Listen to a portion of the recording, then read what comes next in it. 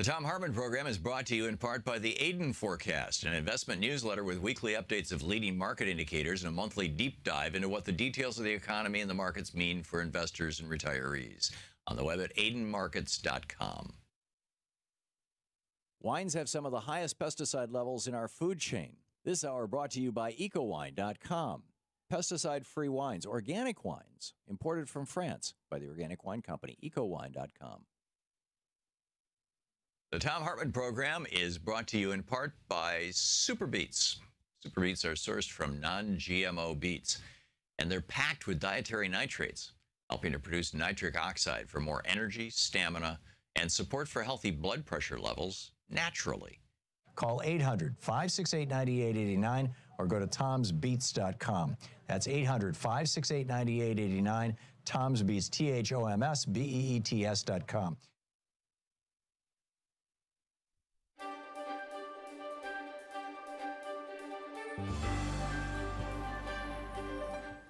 It's the Thom Hartmann University Book Club. Today we're reading from Cindy Sheehan's book, Not One More Mother's Child. I wrote the foreword to it, by the way. This is from her chapter Writings, 2004-2005, and this is from her open letter to George W. Bush, November 4, 2004. Dear George, you don't mind if I call you George, do you? When you sent me a letter offering your condolences on the death of my son, Specialist Casey Austin Sheehan, in the illegal and unjust war in Iraq, you called me Cindy, so I naturally assume we are on a first-name basis. George, it has been 7 months today since your reckless and wanton foreign policies killed my son, my big boy, my hero, my best friend, Casey. It has been 7 months since your ignorant and arrogant lack of planning for the peace murdered my oldest child. It has been 2 days since your dishonest campaign stole another election. But you all were way more subtle this time than in 2000, weren't you? You hardly had to get the Supreme Court of the United States involved at all this week. You feel so proud of yourself for betraying the country again, don't you? You think you're very clever because you pulled the wool over the eyes of some of the people again. You think that you have some mandate from God you can, quote, spend your political capital any way you want. George, you don't care or even realize that the 56 million plus citizens of this country voted against you and your agenda. Still, you're going to continue your ruthless work of being a divider and not a uniter. George, in 2000, when you stole that election and the Democrats gave up, I gave up too. I had the most ironic thought of my life then.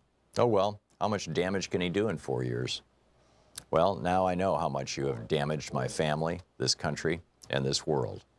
If you think I'm going to allow you another 4 years to do even more damage, then you truly are mistaken. I will fight for a true vote count, and if that fails, your impeachment. Also the impeachment of your vice president. The only thing is, I'm not politically savvy, and I don't have a Karl Rove to plan my strategy. But I do have a big mouth and a righteous cause, which still means something in this country, I hope. All of this lying, fooling, and betraying must be hard work, George. You really think you know what hard work is? George, let me tell you what hard work really is. Hard work is seeing your oldest son, your brave and honorable man-child, go off to a war that had, and still has, no basis in reality. Hard work is worrying yourself gray and not being able to sleep for 2 weeks because you don't know if your child is safe. Hard work is seeing your son's murder on CNN one Sunday evening while you're enjoying the last supper you'll ever truly enjoy again. Hard work is having 3 military officers come to your house a few hours later to confirm the aforementioned murder of your son, your firstborn, your kind and gentle, sweet baby. Hard work is burying your child 46 days before his 25th birthday. Hard work is holding your other 3 children as they lower the body of their big baba into the ground. Hard work is not jumping into the grave with him and having the earth cover you both. But, dear George, do you know what the hardest work of all is? Trying to digest the fact that the leader of the country that your family has fought and died for generations, lied to you, and betrayed your dear boy's sense of honor, and exploited his courage, and exploited his loyalty to his buddies. Hard work is having your country abandon you after they killed your son. Hard work is coming to the realization that your son had his future robbed from him, and that you have had your son's future and future grandchildren stolen from you. Hard work is knowing that there are so many people in this world who have prospered handsomely from your son's death. George, I must confess that my family and I worked very hard to redefeat you this time, but you refused to stay defeated. Well, we are watching you very carefully. We are going to do everything in our power to have you impeached for misleading the American people into a disastrous war and for misusing and abusing your power as Commander-in-Chief. We are going to scream until our last breath to bring the rest of our babies home from this quagmire of a war that you have gotten our country into, before too many more families learn the true meaning of hard work. We know it's going to be an uphill battle, knowing how Republican Congress is. But thanks to you, we know the meaning of hard work, and we're not afraid of hard work at all. The 56 million plus citizens who voted against you and your agenda have given me a mandate to move forward with my agenda. Also, thanks to you and your careless domestic policies, I am unemployed, so this will be my full-time job. Bringing about your political downfall will be the noblest accomplishment of my life, and it will bring justice to my son and the 1,125 so far, other brave Americans and tens of thousands of innocent Iraqis your lies have killed. By the way, George, how many innocent Iraqis are your policies going to kill before you convince them that you're better than Saddam? How many more of their cities are you going to level before you consider that they are liberated? George, if you had really any moral values at all, or if you were an honorable man at all, you would resign. My son is a man of high moral values and true courage. Humanity lost a bright light on April 4th, 2004. I will live the rest of my life missing Casey desperately. Thank you for that, George. Have a nice day. God bless America. We surely need it. Signed, Cindy Sheehan. The book Cindy Sheehan, Not One More Mother's Child.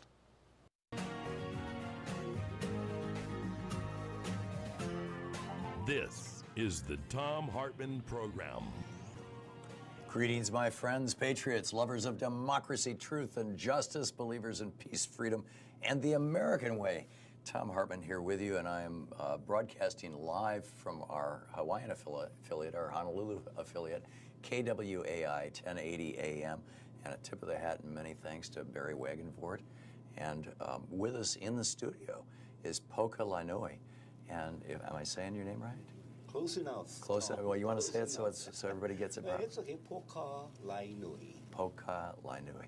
And you are a human rights activist and attorney, one of the leading voices for Hawaiian independence. You do a radio show here on the station. Yes. You're an attorney. You're the convener of the Hawaiian National Transition Authority and an independent advocate for indigenous peoples your work has been recognized by the United Nations. That's a pretty impressive resume. It's great to have you with us. Thank you so much. Well, I wrote the resume, so that always helps. It better be, unless I get fired. Better be accurate, right? Tell us about Hawaii, first of all, just as a state, as part of the United States, where it's at right now, and then I want to get into the history, and then we want to talk about the indigenous peoples and all these other things. There's so much about Hawaii that is so fascinating. I think that we can begin with the statement you just made as part of the United States. The legitimacy of being part of the United States, and which gives rise to the controversy of are we really part of the United States? First of all, we need to understand geographically. This is Hawaii. That place is North America. Oftentimes we have been told to call it the mainland, but it's certainly not the mainland for many of us. You know, a mainland, when you really think about it, is like the islands of Quemoy and Matsu, or even, Taiwan, relative to mainland China. That word "main" kind of establishes a hierarchy, essentially. That's right. So it makes us subservient to another place. But a lot of people don't realize that Hawaii had been an independent nation, had been recognized in the international community. We were a member of one of the first international organization in the world, that's the Universal Postal Union. As an independent nation, we had treaties and executive agreements with almost every other nation that had been recognized in the world. We had 99 consular and diplomatic posts around the world, 5 treaties with the United States of America. We had been regarded as the most literate nation in the world. we had electricity and telephone in our national capital at Iolani Palace before the White House had it in theirs. So we were a really advanced nation, and events occurred in which the United States landed troops in Hawaii and assisted in the overthrow of Queen Liliuokalani. That was back in 1893. The Queen resisted, but then she finally says, okay, I will yield my authority, not to these people who call themselves the provisional government, but to the United States, who through force of arms have committed this international aggression. And she said, I will wait for them to do an investigation and restore the life of the land back to the Hawaiian people. Day before yesterday, if you could hold the mic just a little closer. Yeah, day before yesterday, Barry was walking us around, and we went to the palace, and the statue of the Queen and everything. We saw the place where the Queen had been held hostage, essentially, had been in the second floor of the palace. Yes, imprisoned there. She was imprisoned there, yeah. That was by the United States? No, that was by people who call themselves now the Provisional Government of Hawaii. And they had acted in collusion with the U.S. Minister Plenipotentiary. Now, many people are not familiar with the term plenipotentiary. Long name, uncertain what it means. Yeah, I always thought it was like a head guy or, big shot or something. Yeah, like the big that. shot for the United States here in Hawaii. And his name was Stevens. He had, John Stevens. He had been Minister Plenipotentiary for, I believe it was Uruguay. And they kicked him out because he landed American troops and interfered with internal affairs within that government. They sent him off to Scandinavia and then to Hawaii. But he had been previously writing about Hawaii being a ripe fruit ready to be plucked, so that the United States could continue its march across, not only across the northern continent, but into the Pacific, and push its way off into the Pacific and into Asia, into the Asian market. And so this was an early plan that he had been writing. It was called a Kennebec Journal. This was in the late 1800s. Yes. Now, I was born in 1951. I remember when Hawaii became a state. So there was at least 50 or 60 years there in between these two events. That's right. So what happened was that after the yielding by Queen Liliuokalani, Queen Liliuokalani had been a friend to President Cleveland in his first administration. That was the 1880s. 1880s, that's right. And then when Cleveland ran again, he lost that second election to Benjamin Harrison. And after he ran, he won his second term. So he's the only U.S. president to serve a split term. Liliuokalani had very good relations with President Cleveland, and believing that now that he had been elected, not yet sworn in, she could depend on his integrity to uphold international law and recognize the character of the United States. And so she said, I will yield my authority to the United States until an investigation is done. Something very curious about why she did that rather than fight a war. Because we had the Gatling gun, we had the howitzer cannon, we had troops who were ready to defend the Queen. The United States had the battleship USS Boston in the harbors. But she was also a very interesting character. She was a very strong Christian, and believing that this was the peaceful way was a better approach, she forbade her citizenry to take up arms. Liliuokalani was a student of Hawaii's history. 50 years prior to that, in 1843, the British landed. The British lowered the Hawaiian flag, claimed that Hawaii was part of Great Britain, and for a number of months, we were under the British flag. But then there was an admiral, his name is Thomas, a British admiralty, sailed from South America, came to Hawaii, investigated what has happened, communicated with London, I guess, and then restored the life of the land back to the Hawaiian people in 1843. So it was a very big event. We always celebrated what we call the Restoration Day, and believing that the United States was of the same moral character as the British were at that point in time. And of course, you know, moral character changes in history. So it may have been misplaced faith, but she believed that Cleveland would restore the life of the land. What a lot of people don't understand is that Cleveland, in his second term, actually was suffering from cancer of his jaw. He had his lower jaw removed. He had his Secretary of State had died, and he faced a split Congress, so he had a very difficult time. Cleveland was not able to restore Hawaii's independence. We have to take a break. Sure. For our first hour today, we're talking about Hawaii. We're learning everything we can, about this extraordinary set of islands, this extraordinary land. We'll be right back. Stick around. This is the Actually, I think Thom Hartmann Program. Talk right into it. We'll be back in just a moment with Poka Nui, the Hawaiian rights activist, right after this.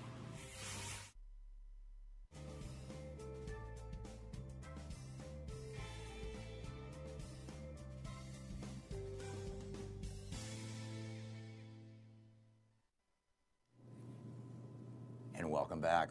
We're still talking with Poka. So you were telling us the story. We were in the 1880s. Yes. So what had happened was that this provisional government, and there's a lot of details, and I won't go into all of the details, but sometimes details are important. What happened was that this provisional government formed mostly of American businessmen, but not only. There were some Germans, there were others who lived in Hawaii. Some of them became Hawaiian citizens. But they wanted to be able, essentially, to sell sugar to the United States. The United States said, well, pay a tariff. And, of course, you don't want to pay a tariff. The same kind of trade war that you know going on right now. Yeah. So they were saying, well, how can we overcome the tariff?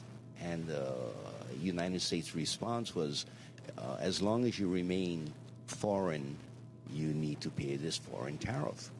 So they tried to engage in a treaty in which Hawaii would cede Pearl Harbor to the United States, and in that way engage in that treaty so that the tariff would be knocked off. Just the harbor, sort of like in Cuba with Guantanamo Bay. It was just a piece of the island. Our king at that time, Kalakaua, says, if I give you sovereignty over Pearl Harbor, then it's an encroachment of sovereignty, of our national sovereignty. I will not do that. So he resisted. These people gathered their rifles. They were called the Hawaiian Rifles, and they approached the king. There were many different efforts to force him to go ahead and agree to this treaty. So they forced him to sign a new constitution in which essentially they elevated their positions above the king. You still had a king there. It's called the Bannett Constitution, indicative of the manner in which it was adopted. Either you sign it or we'll kill you, we'll kill your family members and the rest. So he signed the Constitution. He got very sick, very depressed, and he traveled to San Francisco, died in San Francisco. And still, many of us feel that actually he was poisoned while in San Francisco. One night he's enjoying himself, he's partying, he's having a good time, and the next day he's dead. Wow. So it wasn't because of his illness. That's what many of us feel. Right. Anyway, he came. His body came back. His sister now became queen of Hawaii, and she was intent on changing the powers in Hawaii. These Hawaiian Rifles converted themselves into what they call the Committee for Public Safety. saying that there was an issue of safety among the American whites here in Hawaii. And so they gathered and they met with the U.S. Minister Plenipotentiary, Mrs. Stevens, and they negotiated for Stevens to land the American troops under the guise of protecting American lives and property. If you hear the title... it's like Reagan's invasion of Grenada. Yes, and if you go even further back to what was happening in Europe, this Committee for Public Safety is not an unusual term. It was already occurring in the French Revolution and the rest. So it's more than just coincidence. We're hitting a break here. We'll be right back with more of Poka Lainui right after this.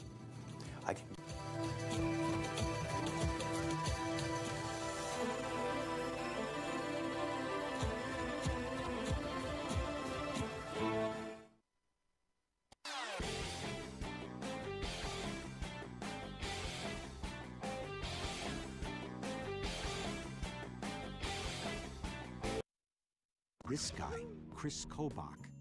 Wow. Harvard, Yale, Oxford, Republican whiz kid. He's already become a Fox News national hero for saving America from an invasion of alien voters.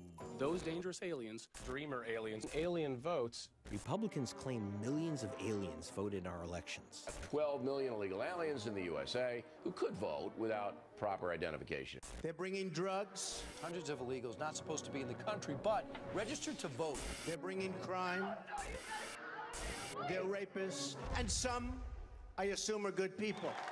Kobach has ruled that voters must prove that they are Americans to vote, but he was blocked by a lawsuit filed by a group of ladies he exposed as a communist front, as he calls them, the Communist League of Women Voters.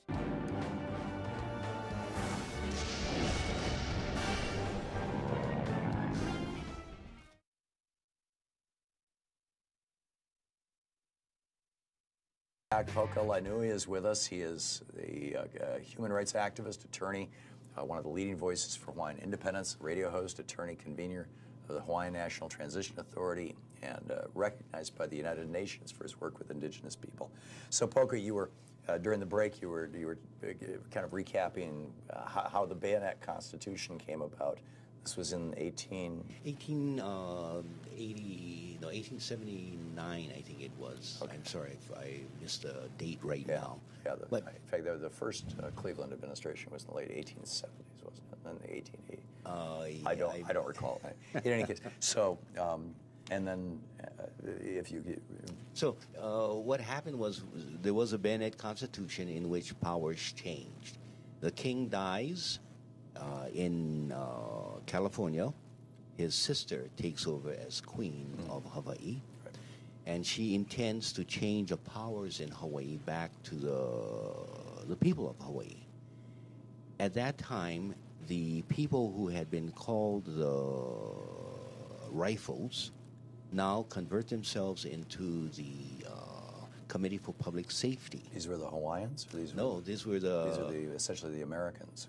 Essentially the Americans, but not only limited to the Americans. There were Germans and there were others involved. There were 18 of them. And so... Just 18 men? Yeah. Wow. Well, the 18 who were the leaders, and there may have been some, but very few supporters. Yeah. You know? Let me bring you very quickly, because I know for radio time moves very quickly. It does. We're a third of the way through the show. Yeah. So what happened was that eventually the Americans land. They threatened that they threatened Liliuokalani. Either you surrender or you yield to the provisional government, and we will defend and protect the provisional government, who are basically made up of American citizens. So she yielded her authority, expecting that Cleveland would get into office, and at that time they were inaugurating presidents in March or April rather than in January. So all of this is occurring in January. They take her yielding her authority, they establish themselves as the provisional government. They sign a treaty with the United States and rush it to the United States, so that by the 16th of February, less than, when was that? Less than 20 days, they have a treaty signed and entered into the U.S. Senate for ratification. Why the U.S. Senate? Because the U.S. Constitution requires it, 2/3 of those present in the U.S. Senate. But then the Queen is able to send some of her emissaries sneaking over as businessmen over to the United States, because previously they had forbade any of the Queen's supporters from traveling to the United States. So they finally got to Washington, D.C., and at that time, Cleveland was inaugurated, and Cleveland was approached, saying, you cannot allow the treaty to go through the Senate because the Queen yielded her authority to the U.S. government, and she expected that an investigation would be done. So Cleveland sends his investigator to Hawaii, Minister Blount, and Minister Blount reports finally back to Cleveland after spending several months in Hawaii. And what Minister Blount says was almost to the man, the people of Hawaii do not support this overthrow. They support Queen Liliuokalani. Cleveland continues to say that through an act of war against a peaceful, trusting, and confiding nation, an independent nation had been overthrown. And he says that as long as I am President of the United States, I will not resubmit the treaty back into the Senate, which means that you have sort of a standstill. Because the treaty established the primacy of the American folks in Hawaii who were controlling the indigenous people. It would, but without that treaty, you have the provisional government, whose very name, provisional, which was established to just serve the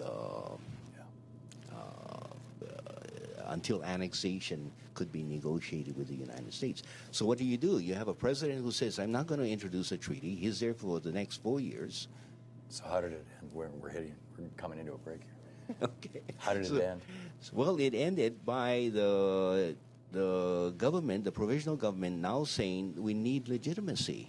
So what do? We'll call a constitutional convention, and we'll show you the real American way in which democracy is practiced. Previous to that, Hawaiians were voting in their legislators and all this stuff. We knew what democracy was all about. Right. I'll tell you more about, about that we story. still have a half a minute. I misunderstood my cue. I'm sorry. So this is what they said. They said we shall have a constitutional convention in which there shall be 37 delegates, 19 of whom the president of this provisional government shall appoint. The other 18 would be elected by the Hawaiian people. But before you can vote, before you can run for these offices, you have to pledge your allegiance to the provisional government and disavow any loyalty to Queen Liliuokalani. And this was the basis upon which they held their so-called Constitutional Convention. And that lasted until when? That lasted until 3-4 years later, as they established a new government out of this Constitutional Convention. Okay, we're learning the history of Hawaii. It's fascinating with Poka Lainui. Right? Yes. Yeah. And we will be back with Poka right after this break. Stick around. This is fascinating stuff. You're listening to the Thom Hartmann Program. Call 202-808-9925. Poka, the website is hawaiianperspectives.org. We'll be right back.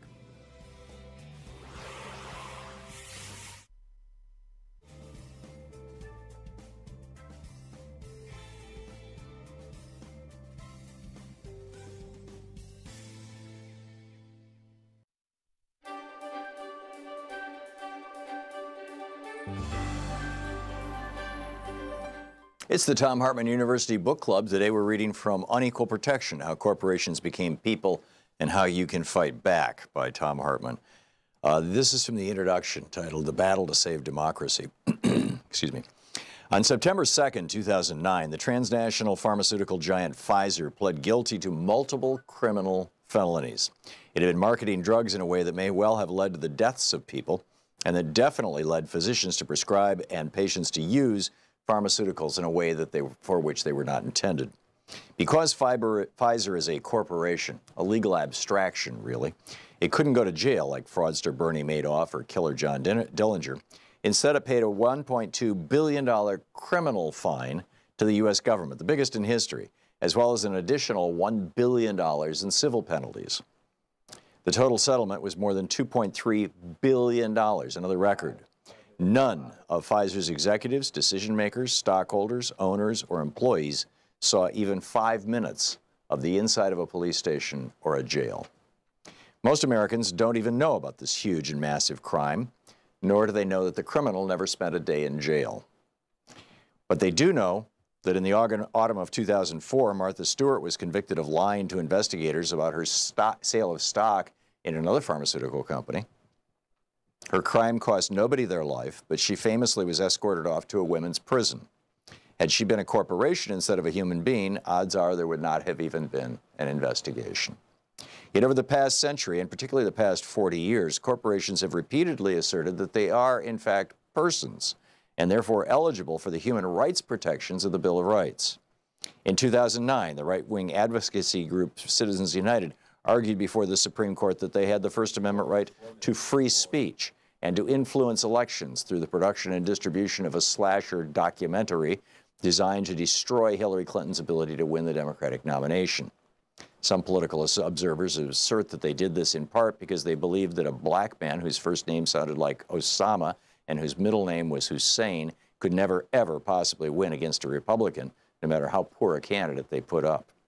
In that, they were following on a 2003 case before the Supreme Court in which Nike claimed it had the First Amendment right to lie in its corporate marketing, a variation of the First Amendment right of free speech. Corporations haven't limited their grasp to the First Amendment. Pretty much any and virtually every amendment that could be used to further corporate interests has been fair game. As you'll learn in this book, in previous decades, a chemical company took to the Supreme Court a case asserting its Fourth Amendment right to privacy from the EPA, snooping into its illegal chemical discharges. Other corporations have asserted Fifth Amendment rights against self-incrimination, as well as asserting the 14th Amendment, passed after the Civil War to strip slavery from the Constitution, asserting that it protects their right against discrimination by a local community that doesn't want them building a toxic waste incinerator, commercial hog operations, or superstores. If this trend continues, it's probably just a matter of time before a corporation claims the Second Amendment right to bear arms anywhere, anytime, and your credit card company's bill collector shows up at your home with a sidearm. This legal situation is not only bizarre, but also quite the opposite of the visions for this country held by the founders of the nation and the framers of the Constitution. They were sufficiently worried about corporate power that they didn't even include in the Constitution the word corporation, intending instead that the states should tightly regulate corporate behavior, which the states did quite well until just after the Civil War. The American Revolution, you'll learn in this book, was in fact provoked by the misbehavior of a British corporation. Our nation was founded in an anti-corporate power fury. The most significant and oft-quoted precedent of the turning point of corporate power in America began just after the Civil War. It rested on a constitutional amendment successfully written and passed by a group of radical Republicans after the Civil War. That's what they called themselves, radical Republicans, to take slavery out of the Constitution. Given that today's Republican Party has, largely since the robber baron era of the 1880s, been the party of big business and the very rich, it's a bit difficult for some people to get their minds around the possibility that the Republican Party started out as a reform party, that for nearly 70 years, from before Abraham Lincoln until just after Theodore Roosevelt left the party to start a third party, had a strong progressive wing. But the Republican Party did. Although Lincoln was, by today's standards, a moderate Republican, he was still anti-slavery, pro-middle class, and pro-labor. In fact, he famously said labor is superior to capital because it precedes capital. Nobody has wealth until somebody makes something. And he was the first president both to use the word strike in public and to actually stop police and private armies from killing and beating strikers. And just like in today's mainstream Democratic Party, where there's a progressive minority that always seems to be pushing the edges, in the Republican Party of the 1800s, there was a very, even by today's standards, progressive faction. The radical Republicans were a splinter group that emerged in a big way from the Republican Party at its founding in 1854, and just after the Civil War in 1866, they gained a majority among Republicans in the House of Representatives, where they had a powerful influence until the faction disintegrated in the 1870s during the presidency of Ulysses S. Grant. They supported the absolute right of freed slaves to vote and participate in government. It goes on from there. Unequal protection, corporate power.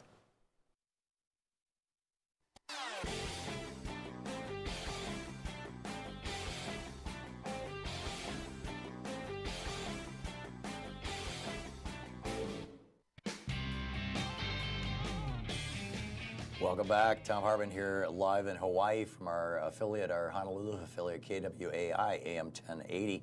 And in the studio with us, Hawaiian rights activist Poko Lainui, attorney, one of the leading voices for Hawaiian independence, radio host, attorney, convener of the Hawaiian National Transition Authority, and an international advocate for indigenous peoples, recognized for his work by the United Nations. Poko, if we could just wrap up or bring to present moment the history of Hawaii. Okay, well, anyway, Cleveland gets out of office, McKinley comes into office, he tries to get the Treaty of Annexation adopted by the Senate. Can't do it. So out of the House of Representatives, they submit a joint resolution of Congress arguing that, well, 2 houses better than 1. Although it doesn't meet the constitutional requirement. And so they circumvent the Constitution, they adopt a treaty, claim that Hawaii is now theirs, and then they convert Hawaii into the territory. We did that without 2/3 of the Senate? Yes. That's amazing. And so Hawaii became a territory. That would be like sort of like Guam right now. Right? Sort of, but it's an incorporated territory. And they make a distinction between incorporated, unincorporated, in that if you're incorporated, you can somehow become a state in the future. Yeah, Guam is not in the same status. So then, between then and the 1950s was... So they begin the colonization process. They take away our language. They send us to American schools. They control the airwaves. They control trade. They are able to immigrate as many foreigners into Hawaii as they want. And of course, with the United States, it's unlimited. But with China, Japan, and other places, they control who comes into Hawaii. So they manipulate the population in Hawaii. They control the education. They control the media. So the population became more white and less indigenous? Not necessarily. To a certain extent, yes. But it's the plane of the mind that they work with. I see. When I went to school, pledge allegiance to the American flag, I had no Hawaiian heroes. It was George Washington, Abraham Lincoln, and the rest. I know U.S. history far better than I know my Hawaiian history. So it's that colonization of the changing of the mindset. And that's why in the language that I use, and many people in my generation, we always refer to the United States as a mainland and accept the subservience of the Hawaiian position. And then in about the 1960s, things started changing. We started becoming more aware, especially when it was okay to criticize the government, the Vietnam War, the American Indian movement, the Civil Rights movement. So we were able to stand on the shoulders of a lot of those movements and began to start taking a look at what about Hawaii? How is it that an independent nation, regarded as one of the most well-developed nations in the world, now our people are the homeless? So it forces us to take a look at the history. And so now you have a regeneration of the pride in culture and a look at the history and a retelling of the history from a more indigenous perspective rather than from a foreigner's perspective. In the meantime, they are moving Hawaii until 1959, and they are finally saying, okay, now we'll give you an opportunity for a fair choice, a free choice, the right to be a state of the United States. If you go just a step back, in 1945, the end of the Second World War, the United Nations is formed. And they provide a particular part in Article, I think it's Article 11, in which they say that non-self-governing territories must be given the right to choose for themselves what do they want. It's the whole idea of we cannot allow the kinds of stuff that occurred with the Germans coming in and taking over another country. We need to follow this policy of self-determination. They identified Hawaii in 1946. The United States submitted to the United Nations. Hawaii is one of those places that we need to decolonize. And in that process of decolonization, the standard is you allow the people 3 choices: independence, free association with the colonial government, or integration into the colonial government. Statehood. Statehood. So those were the 3 choices. 1959 comes about. The question on the ballot, shall Hawaii be immediately admitted into the Union as a state? Answer, yes or no. Free choice. You vote yes, we become a state. You vote no, we remain a territory of the United States. No independence choice. No independence choice. Oh my. Independence was not even discussed. There's a second aspect of this fraud, and that's why I call it a double fraud. And they said that the only people who can vote in this election are U.S. citizens who had been in Hawaii for at least 1 year. It's not the folks who had their independence stolen from them, but it is the Americanized people who are now residents of this territory. Right, who are racially and culturally different. Yes, yes. And so the colonization process has been so great in those 50 or 60 years that they played with our minds. We went through 2 world wars. We learned the American ways. Most of us forgot our language. And then they placed that question on the ballot and allowed all the Americans to vote in our election as well, including the U.S. military. Absolute violation of international standards. And so now they say Hawaii is the 50th state of the United States. And you consider this a fraud. And how widespread is, how large is the Hawaiian independence movement? And well, yeah, you know, I mean, I told you during the break, I lived in both New Hampshire and Vermont. Both have little independence movements. One in New Hampshire is mostly right-wing cranks, but the one in Vermont, you know, they're a little more serious. I doubt, you know, I think they have less than a 1% chance of ever seceding from the Union, but Vermont was a separate nation at the time of American, signing the Constitution. What is the status of all that here? Well, I think Hawaii has a different status from Vermont. Hawaii had been recognized in the United Nations as having that right of self-determination. With the United States, Vermont, California, and the rest, that independence movement is quite different. I think California actually, if anyone on that movement towards independence, California with its large economy is a more likely one. They could pull it off. Yeah, so. Texas is another interesting story, but we won't get into into that story. So but in Hawaii, the movement is in a growth, and the local newspaper had taken a survey back in about the 1980s, 1990, and they found that among the people of Hawaii, they felt that the sovereignty issue, the sovereignty movement, about 80% supported the sovereignty movement. But when you ask them, what is the sovereignty movement? They're not certain. Is it an independence movement for Hawaii? Or is it the recognition of the illegalities that have occurred, which is undeniable, and that some result should come about as a result of that, or some remedy should come about, which includes what they often talk about, federal recognition. Okay, we'll recognize you Native Hawaiians as Indian tribes. And so within the Native Hawaiian group, you have a large disagreement. Some are saying, we are a nation, we are not an Indian tribe. Others are saying, but that will give us a foot up in terms of better treatment, we'll get federal funding, we'll have our institutions recognized, and so they want that. So you've had this division within the Hawaiian population. Other people are saying, and many Hawaiians are saying, that this cannot be seen as an indigenous movement. The Hawaiian nation consisted of people of many different races. It wasn't an indigenous or limited only to the indigenous people, but it came out of the indigenous people. You had Chinese, you had Japanese, you had Filipinos, you had Caucasians, you had people of many different races. So when you see it from an American perspective as if it's a racial issue, that's the wrong way of perceiving the Hawaiian nation. That's why it's a national movement rather than an indigenous movement or a racial movement. Is there any chance?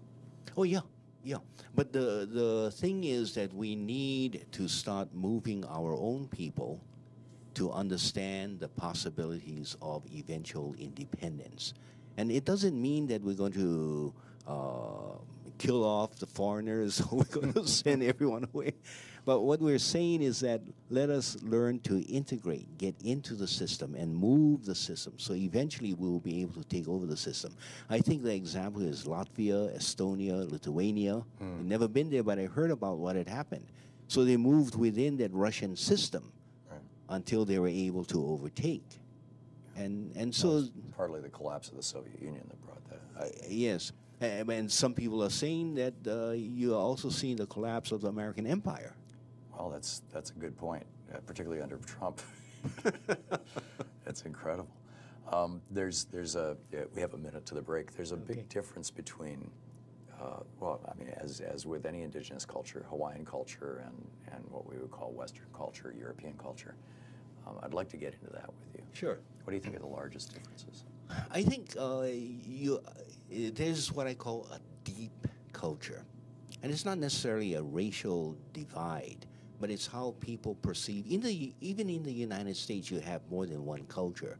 But the governing culture at the present time is governed by three fundamental principles: domination, individualism, and exclusion. So this is what I call a DIE culture, D-I-E. That's the way economics is being run. That's the way education operates. That's the way you deal with the environment. Domination, individualism, exclusion. And we'll hear about the Hawaiian end of this in just a moment. We're talking with Poka Lanui. He is a Hawaiian rights activist, attorney, one of the leading voices for Hawaiian independence, radio host, convener of the Hawaiian National Transition Authority, international advocate of indigenous peoples. We'll be right back. Stick around. You're listening to Thom Hartmann. Visit thomhartmann.com for audio and video archives. And the website is hawaiianperspectives.org. We'll be right back.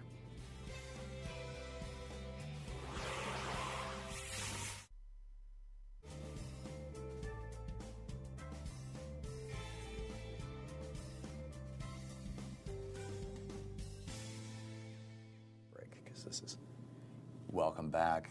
Poka Lanui is still with us, and you were talking about the American culture. Or, I don't know how would you define? I usually refer to it as a Western culture. And yet it's not. If you really study the American history, you read the early poets.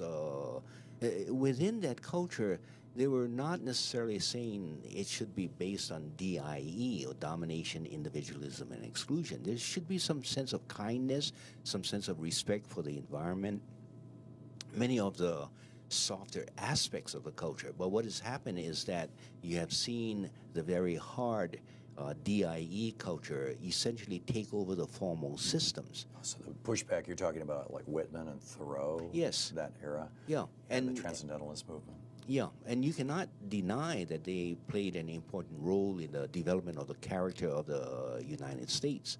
So among people, it's not that they are all one way or the other way, but even within an individual, you have this sort of this yin-yang. But the society itself, the domination of the society is controlled usually by a DIE culture. Even in Hawaii, you have the DIE culture. That's the basis of capitalism, too. Yes. I mean, it's just that there it is. So the alternative to that is?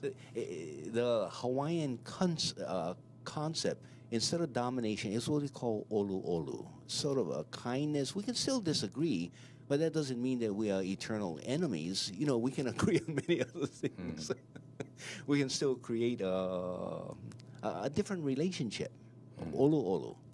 Instead of individualism, the Hawaiian word is lokahi. We need to think of the group. We need to think of the tribe, of the family, of the larger group. In education, rather than teaching students individually, when students cooperate and teach one another, and if they can be graded as a class, if you're even going to engage in a grade, you know, you find that you can be far more productive in group thinking, concern for the larger group. Instead of exclusion, it's always with the concept of aloha. Although we have differences among ourselves, we need to incorporate, bring in this sense of loving kindness. That forms olu olu, lokahi, and aloha, what I call ola culture. It's a different set of values that you find in the the rural communities. You also find it in Honolulu, but not as predominant. You find it sometimes in families and how families operate. Sometimes you also have this DIE concept that operates.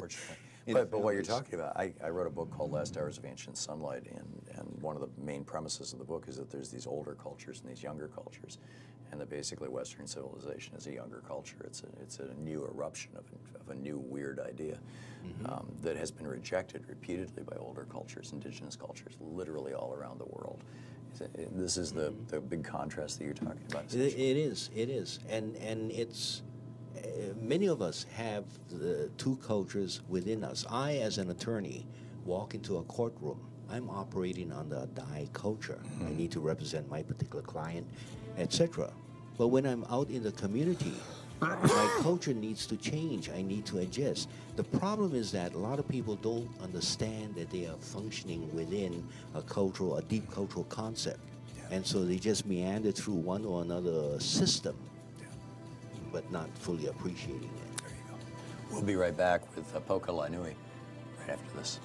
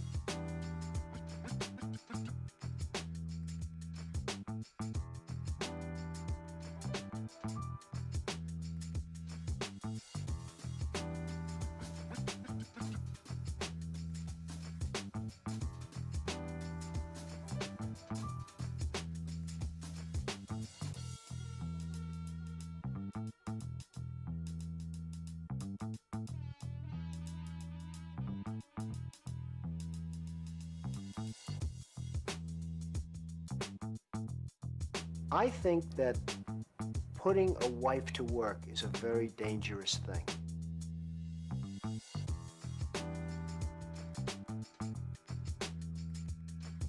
Back, we're talking with Poka Lainui, activist and attorney and talk show host here in Hawaii. And you were talking, before the break, we were talking about the Dai culture, basically Western civilization or whatever, what I call younger culture and Last Hours of Ancient Sunlight. And then you were talking about this older culture, if you want to recap that very quickly. Sure. First of all, the whole idea of deep culture, a lot of people don't understand or realize that they operate within a deep culture. In Hawaii and in many other parts of the world, you have this domination, individualism, and exclusion culture that controls the formal systems, the economic system, the education system, the environmental system. This is the water you swim in when you're walking into a courtroom as a lawyer. That's right. On the other hand, when I'm out in the community, I operate under a totally different culture. Instead of domination, it's olu olu, with a more gentle kindness to it. Instead of individualism, it's lokahi, thinking of the group, the tribe, the larger people involved. And instead of exclusion, it's always aloha, a sense of loving kindness, caring, sharing, things like that. So the deep culture is what really determines how a society functions. And you have dysfunction when you operate only under a Dai system. You kill your environment, you kill your economic system, you start dividing people against other people, that kind of stuff. I believe that a society cannot long last. A healthy society will not last under a Dai system. It needs to investigate and start making changes in the deep culture. And we all have the roots of that softer, caring, loving system. And we better start making the changes as quickly as possible. It's part of us as people. And yet the whole libertarian movement, the billionaires who are funding it, the guy who's in the White House right now, they all represent the Dai system that you're talking about in spades. I mean, this is literally everything that they're invested, particularly the individualism and the domination part, and the exclusion part. I mean, we are the billionaires. We made our own money. We are self-made men and all this kind of stuff. This crazy stuff. So in Hawaii, what is the concept of hapa? Well, I think if you take from the deep culture, especially the exclusion part. George Bush was a great priest for that idea. Either you're with us or you're against us. There's no in between. There's no, well, let's think about it. Right. You know, Hapa is the same idea. Hapa is the idea that there is gray between or in life. It's not only black and white. There's a middle ground. Yeah, there's a lot of middle ground. In terms of racial appreciation, who is Barack Obama? Black man or white man? His Hapa, his in between, his mixture of many, many other things aside from even race. He's a human being. He's a father. He's a thinker. He's many things. By the way, Hawaiians know that he was born and lived here. Oh yeah. Barry drove us by the apartment building where he grew up. Yeah, I can't believe Trump had that scam going, with the birther movement. It's insane. Yeah, it's crazy. But in Hawaii, what you have is this idea of mix, this cosmopolitan idea. I am Native Hawaiian. I am Caucasian. I am Chinese. My wife is all of that plus even more. My children are so confused. It takes too long to memorize all of their races. Hawaii is a place in which we understand. Maybe we don't use the word hapa as much as we did before, but this idea of mixing things together. We have this custom of what we call mixed plate. Now it's becoming more popular in mainland USA, in which you're not only going to have an Italian dish. What we have in mixed plate, we have hot dog, we have kimchi, we have daikon, we have rice, and we have a mixture of many different things. That's part of hapa, the mixture of all of the different cultures and opportunities that we have had, as well as races, religions. My wife's a Buddhist priest. My daughter's a lay minister for a Pentecostal church. I'm so confused. Wow, that's quite a contrast. Yeah. But we're still a family. Yeah. So that's the idea of hapa. So, in the minute that we have left, how do we bring this to the larger culture of the United States? I think conversation is the most important for people to be able to engage in, not to be lectured to. And that's why these kinds of programs in which you can even hear the audience calling in, expressing themselves, and you can have a free flow of intelligent conversations. And so I think your role, when I'm on the radio, my role, and other people, media has to be taken back. We need to build transparency. The role that media is supposed to do to build transparency in this society's conversation, that's so important. And that, to me, is the best solution to bring in correction, both within the American experience as well as in the Hawaii experience. And telling basically people that the path of the billionaires is not the, or the culture really of the billionaires is so toxic. Poka Lainui, thank you so much for being here today. It's a pleasure. It has been an honor and a pleasure to talk with you and to meet you and to have you in our studio, or in Barry's studio. In your studio, this is where you do your show. Thank you. Poka Lainui. We'll be back. Thank you. You're listening to Thom Hartmann.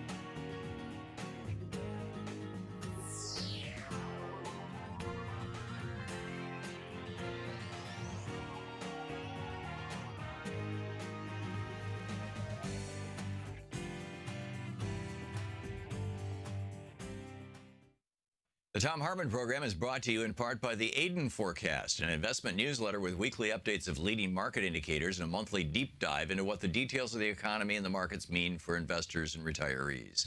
On the web at aidenmarkets.com. Wines have some of the highest pesticide levels in our food chain. This hour brought to you by ecowine.com. Pesticide-free wines, organic wines, imported from France by the organic wine company, ecowine.com. The Thom Hartmann Program is brought to you in part by Super Beets.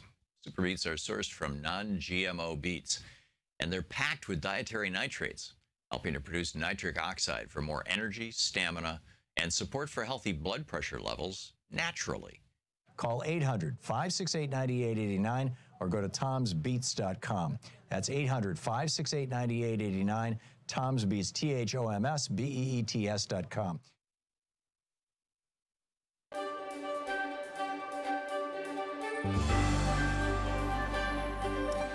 We're reading today from the American Revolution of 1800 by Dan Sisson. He wrote the book 40 years ago. Recently, I went through, Dan and I actually went through, I wrote a foreword and an afterword to it and did some substantial editing on the book. And it's something you need to read. This is from the introduction, which I wrote. It is rare when a book about our early republic is relevant 40 years after it was originally published. It is rarer still when that book provides insight into national problems we refuse to solve 2 centuries later. You are therefore holding in your hands or reading on your pad or computer one of the most important books you will ever encounter. Here is why. Unlike other histories of this era, this book is written from a revolutionary perspective, much like Jefferson's generation viewed the world. The American Revolution of 1800 was not just about an election. It was about the life and death struggle for power between democratic-republican principles and oligarchic plutocratic values based on corruption. In short, this book, by implication, is about the identical crisis America faces today. The author's unique analysis is based on the idea of faction controlling party and how both undermine constitutional government. In an age where modern parties and the factions that control them have paralyzed our government, this book validates the politics of the founders. In still another contribution, the book demonstrates how preserving revolutionary ideas within our culture depends on understanding the classical tradition. The ability to recognize a demagogue is rooted deeply in the role Caesar played in destroying the Republic of ancient Rome. That fear of a Caesar inspired Jefferson and others to organize citizens against the Federalists, thereby completely contradicting the political rules of their time. This book, above all, presents a profoundly positive view of Jefferson and his creativity in the midst of crisis. It celebrates his gift 24 years after he wrote the Declaration of Independence and proves he never abandoned his principles or his revolutionary vision for America's future. Ironically, it's become a cliche in political and economic circles that while we love Thomas Jefferson, we live in a country largely run by Alexander Hamilton's policies and John Adams's politics. This may have been more true of the roughly 200 years before the contemporary free trade era, beginning in the 1970s under Richard Nixon and exploding in the mid-1990s when Bill Clinton signed NAFTA. Alexander Hamilton must be rolling over in his grave. Nevertheless, we have become a mercantilist nation dominated by banks and big industries as Hamilton envisioned. It is true that there were huge differences between Hamilton and Jefferson, particularly in their visions for the future of America and its economy. And those divisions tend to dominate interpretations of our political discussion when we reference the era of our first few presidents.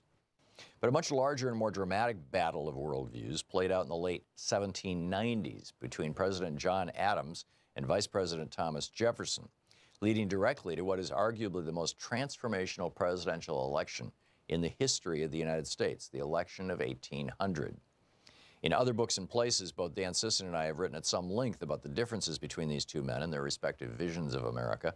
Adams relished throwing newspapers editors in prison and demanded that when he and his wife visited a town, the local militia come out to fire their cannons in salute of him and shout, "God save President Adams."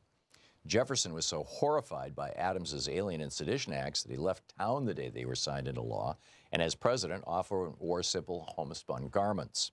He was known to answer the front door of the White House in his bathrobe, and more than one visitor mistook him for a servant. As president, Jefferson literally acted out his egalitarian visions of America. In my book, The Crash of 2016, The Plot to Destroy America and What We Can Do to Stop It, I described Jefferson's concern over aristocracy in American politics. On October 28, 1813, in a letter to his old rival John Adams, Jefferson commented on his distrust of America's growing wealthy elite, naming in particular the Senate, which was not then democratically elected by the people.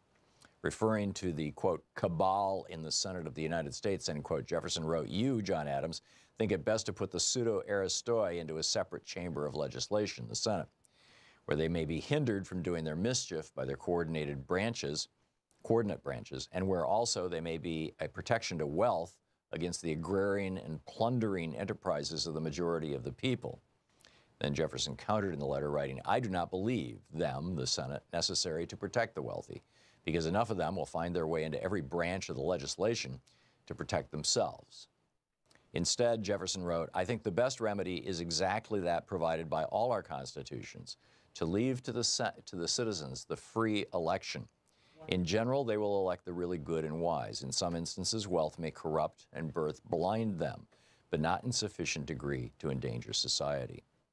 And in a final warning about the largely Federalist cabal in the Senate, and these would be the conservatives of their time, Jefferson wrote, quote, "The artificial aristocracy is a mischievous ingredient in government, and provision should be made to prevent its ascendancy.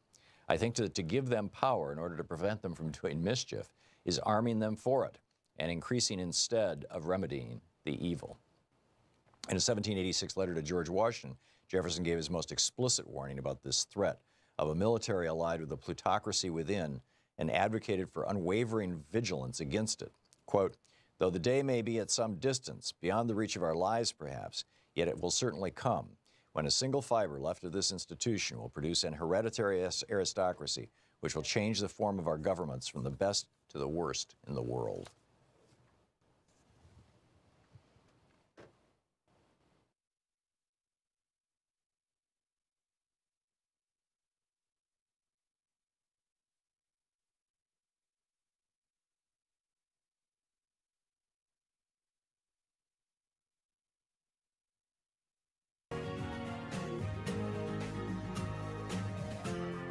This is the Thom Hartmann Program.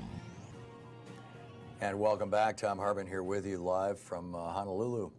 Go to paradise and get sick, right? I got sick on the plane. It's right from the plane, I think.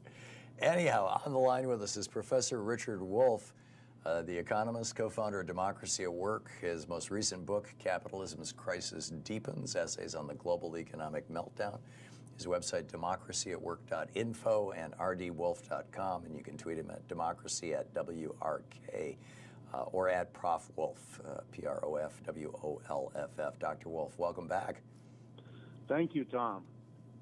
It's always great having you with us. So we've got this looming tariff trade war going on, and the stock market seems to be a little jumpy. I don't know if there's a relationship between the two. I've been thinking that the stock market has been driven on its upward trajectory in part by $1 trillion being given to these massive corporations, and they're using most of it, with the GOP tax scam, and they're using most of it to simply buy back their own shares to increase their stock value because they pay their executives with stock. To what extent, what are your thoughts on what the state of our economy is right now, and the parts of it, at least, that are in the news? Well, I think there are many factors that are converging on making the stock market nervous. The folks down in Wall Street that I talked to confirm that, yes, they're troubled by the erratic behavior of the president. On the other hand, that's been a consistent story for over 15 months now, so that, in a sense, it's not quite as upsetting as it might be. Their basic take on that is, by the way, that he says things, then his advisors explain to him that either he was mistaken or he can't do that, or the blowback from it is too risky politically, and then he backs away. The troops were to leave Syria last week. Now they're going to stay in Syria. The tariffs were to be imposed immediately. Now it's a discussion, and it won't happen until May or June, if it happens at all, et cetera, et cetera. So you have to look beyond that to see some of the troubles for the stock market. By far the most important one is this. We have economic downturns in the history of capitalism, both America and in other countries.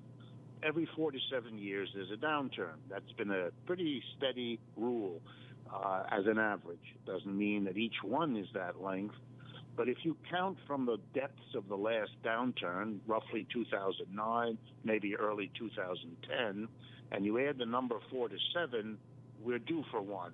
And there's a great fear that the longer we wait, the harder we'll fall when the time comes. So that's a big one. The second one is, of all the people to pick a trade war with, the United States to pick a trade war with China is extremely foolhardy, since the Chinese economy is now second only to the United States. And if they show a willingness to retaliate, which they have already shown, well, then it's an open-ended question how far this craziness will go, how far Mr. Trump and his people are prepared to push this, how far the Chinese leadership, trying to look tough just like the president in the United States is, how far they'll push it.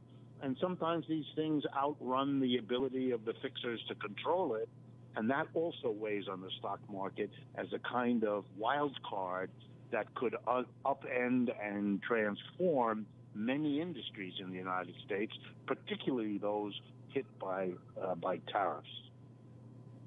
So how would that upending and transformation play out?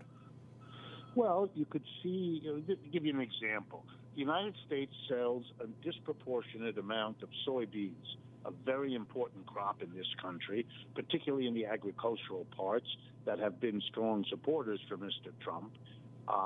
They look to lose their single most important market, China. What happens to these farms that are heavily indebted, include huge agribusiness companies that banks are dependent on? If they can't sell to China, it's not clear they can sell to anybody else. The Chinese will have to find other crops or other sources for their soybeans. They will look around. That will improve the outlook for farmers elsewhere in the world, but it will hurt American farms. It's not clear what that means. The Chinese will not buy American Boeing aircraft. That upends that company and its industry and all the industries that feed into it. So nobody knows anymore how to calculate what it's going to mean. And the impact of the Chinese, if we really go to the mat on this stuff, is much greater than the impact of what Mr. Trump says, and you can see how that upends the stock market too. So when you add all of these potential uncertain crises to the underlying story that we're kind of due for an economic downturn in this unstable system anyway, well, then you can see why the stock market is jittery and volatile and bouncing all over the place. Well, it sounds like what we're talking about here is basically kind of a reboot. I mean, if you just go back 30 years, I lived for a month in China in November of 1986 in Beijing. I was studying acupuncture there. And they were importing virtually no soybeans from the United States at that point in time. It was, there wasn't a single high-rise in town. The tallest building was the Hyatt or Hilton Hotel on the outskirts of town that was 10 stories high and had a nice restaurant on the top floor that I went to and ate at once. But in fact, took the doctor who was teaching me acupuncture out for dinner, and she was shocked because our dinner cost more than her annual salary. So, I think that at a certain level, what Trump is saying, and frankly, what some, progressives are saying, Sherrod Brown, for example, running for re-election in the Senate in Ohio, is that, the 30 years ago wasn't that long ago, and we had a much more independent system in the United States, economic system, and we could, if necessary, fight World War II and be self-sufficient. I guess self-sufficiency is the word I was looking for. That if we were to somehow go back to that, it brings back our factories, it brings back our businesses. In the 2 minutes we have, your thoughts on the reality of that kind of thinking. It's the cows or the horses have gotten out of the barn, and you can't, you can close the door all you want, but it's too little and it's too late. Look, it's American corporations who over the last 30, 40 years decided to make more profits by moving production out of the United States and more to China than anywhere else. They didn't do that for any other reason than they could get away with paying Chinese workers way less than they paid American workers and pocket the difference as their profits. That's why if you act now, you are, as I said, the barn door is closed. You are already dependent for the consumer goods that most of us have, our clothing, our appliances, our automobile parts. It comes from China. That was, by the way, not a decision the Chinese made because they couldn't have done this on their own. They did it with the active collaboration of the United States, who moved the manufacturing over there, and then the biggest American company, Walmart, became the seller of those Chinese goods, produced half by American companies, half by local Chinese. But they couldn't have done that either unless Walmart distributed to the American people on a mass basis all of that product. So the United States' biggest businesses have been in the process of creating this interdependent economy so that when Mr. Trump comes along, and it would be true of anyone else either, and proposes to stop the interdependence by somehow reverting backwards, he is threatening those companies and all the investments they've made, which is why it can't go forward. And beyond being political theater playing to his base, he can't really get this done. Dr. Wolf, can you stick around for a little bit? Sure. Great, thank you. I'd like to dig into this a little deeper. We're talking with Professor Richard Wolff, the economist and co-founder of Democracy at Work. His most recent book, Capitalism's Crisis Deepens, democracyatwork.info, rdwolf.com, and you can tweet him at Prof. Wolf. This is the Thom Hartmann Program. We'll be back with more of Professor Richard Wolff.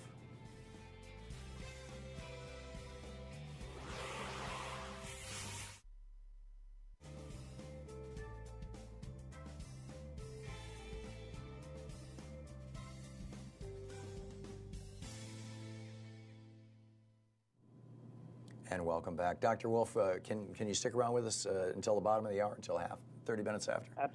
Yes, let's do that. That's fine. Great. Thank you so much. So we're still on the air here with Free Speech TV and our nonprofit stations, and it sounds like the only way to essentially deconstruct what started in the this was the big debate in the election of 1992, where Ross Perot was saying the giant sucking sound from the South, and talked a little bit about Asia, but I don't think anybody at that point in time, that was 5 years after I was living in Beijing, or studying in Beijing, that both Clinton and Bush were fully in favor of this, and Ross Perot was going, you guys are crazy, but we've gone down this road to back out of China now, to pull American manufacturing out of China now and restore it to the United States would be a major wrenching change that would be undoing 30 or 40 years of transition that was relatively gradual, it seems, doing it very quickly. Is that even remotely possible or desirable for that matter? Well, it's like beauty. It's a little bit in the eye of the beholder.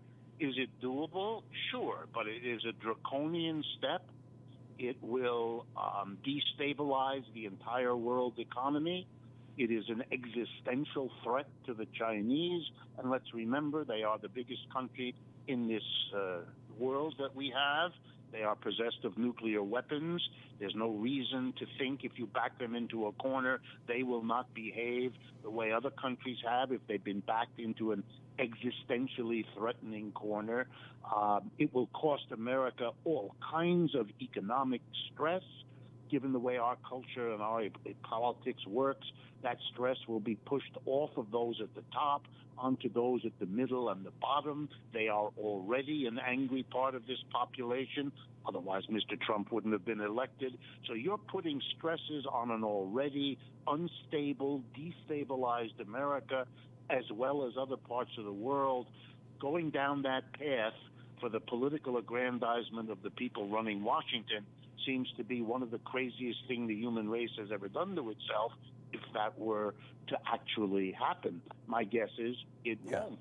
that there are too many interests that are geared up to avoid that, to permit Mr. Trump to do more than political play acting. I mean, let me give you a very concrete example, because I noticed that Mr. Kudlow, the new economic advisor who replaced Gary Cohn, is talking like this about how the Chinese over the last 10, 20 years, quote, haven't been playing by the rules. It's quite correct. The Chinese manipulate international trade to their own advantage. The problem with Mr. Kudlow is that every other country does that as well, led by the United States. This notion that the Chinese are doing something unusual, exceptional, out of the path of rules governed behavior, that's really nonsense. And the example I like to give is that of the trucking industry. In 1963, the United States imposed a tariff on foreign trucks. Dr. Wolf, let's if we can recap this right after this break. It'll just be a 1 minute. I've got to read an advertisement, and then we'll come back and we'll finish this up. Dr. Richard Wolf is with us. Stick around. We'll be right back.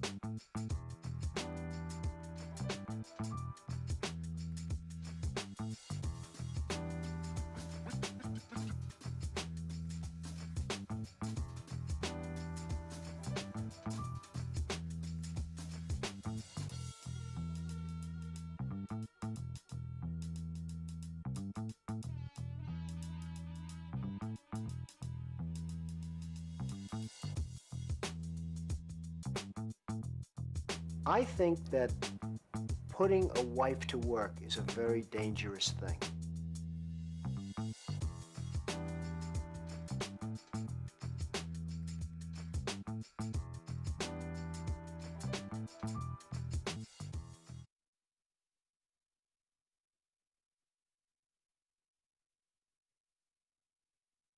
Welcome back. Professor Richard Wolf is on the line with us. Prof. Wolf is his Twitter handle, and of course, democracy at WRK for Twitter, democracy@work.info, and rdwolf.com. Professor Wolf, we're talking about, what do we do with the situation with China, and how we have become essentially dependent upon China, and this dependency has been fostered by American corporations moving there with the complicity or the encouragement of our politicians from, in a big way starting in the 90s with George Herbert Walker Bush and the Reagan administration and Bill Clinton. You were giving an example of, how we got here, and so please go for it. Yeah, my point was that it is inappropriate and inaccurate to get angry at the Chinese for manipulating international trade to their advantage, because every country does that, and the United States has always done it. So what you're really trying to do here is to rearrange the way we're all doing it to advantage one side to another, and you can't bully the Chinese anymore. They're too strong and too big to do that, which puts Mr. Trump in an impossible situation to go beyond theatrics. The example I wanted to give was the trucking industry here in the United States. In 1963, the United States put a tariff of 25% on trucks compared to 2.5% on cars. That 25% tariff on trucks is still in effect 50 years later.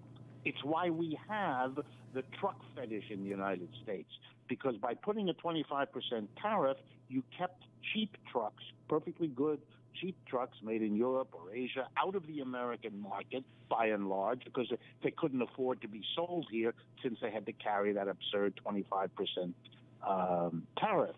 So American car companies, Ford, General Motors, Chrysler, and so on, began to produce trucks and began to advertise trucks so that manly folks thought that having a truck was some kind of identity. Oh, so you're not talking about like 18-wheelers. You're talking about Ford F-150s. Yeah, the pickup trucks, the Silverado, the F-Series, that's right. And those became cultural icons with heavy advertising. That's not because people liked trucks back then, which used to be a utility vehicle. It had to become an identity for people. It had to be pushed because the profit underneath the protection of that tariff was so enormous that they have now become the most profitable vehicle that American car companies make. People, that has nothing to do with efficiency, which it isn't. It has nothing to do with saving gas guzzling, because trucks use too much of it. It's not good for the environment because gas guzzling trucks pollute. It's profitable because it's protected by a tariff. The Chinese didn't do that. The American governments did, Republicans and Democrats alike. It's typical. We have quotas on sugar. We have lots of protections that industries have won from pliant politicians that they control anyway. The Chinese have been doing similar things to advantage their economy and probably their favored industries. What Mr. Trump is therefore doing is trying to jiggle around these things to get a bit more advantage for what? For the United States? No. But for those people who can get to him to protect their particular industry or their particular goods. And that's what this is about. And if it seems like it's to a trade war, it will really disrupt. It seems like it's fairly theatrical. We have about 2 minutes to the break here, to the end of this segment. I've got another guest coming up. But on the other side, Peter Lighthizer, for example, Trump's trade advisor, would say, but we're in a situation now where we can't build a cruise missile or a battleship without Chinese parts. And if we end up in a conflict with China, we're screwed as a country. I mean, isn't there an argument to be made for self-sufficiency?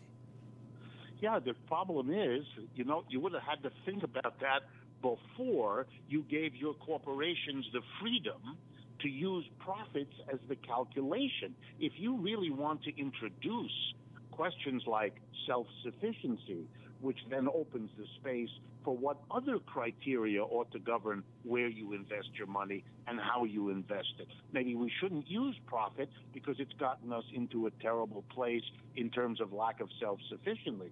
I would argue that profit has also given us an inequality that is beyond sustainability in our culture, that is undermining our democracy. Yes, I think this is part of a critique of allowing the market and profit seeking to be the dominant governing principle. Excuse me? How do we unwind it? How do we unwind it? We have to come up with a different organization of our economy that doesn't make profit the beginning and end of the conversation. If we don't do that, isn't that just as disruptive? Into one dead end after another. But wouldn't that be just as disruptive as pulling out? Yes, but the end result might be a lot better.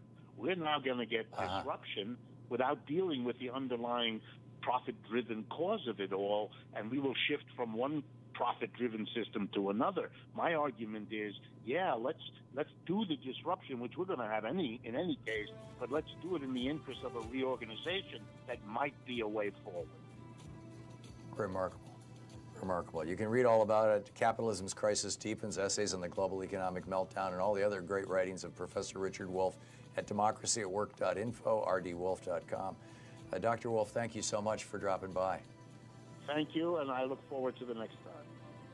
Me too. I love these conversations. Thank you so much. We'll be right back. You're listening to the Thom Hartmann Program. Call 202-808-9925. Dr. Sylvia Algaretto is going to join us right after the break. Stick around.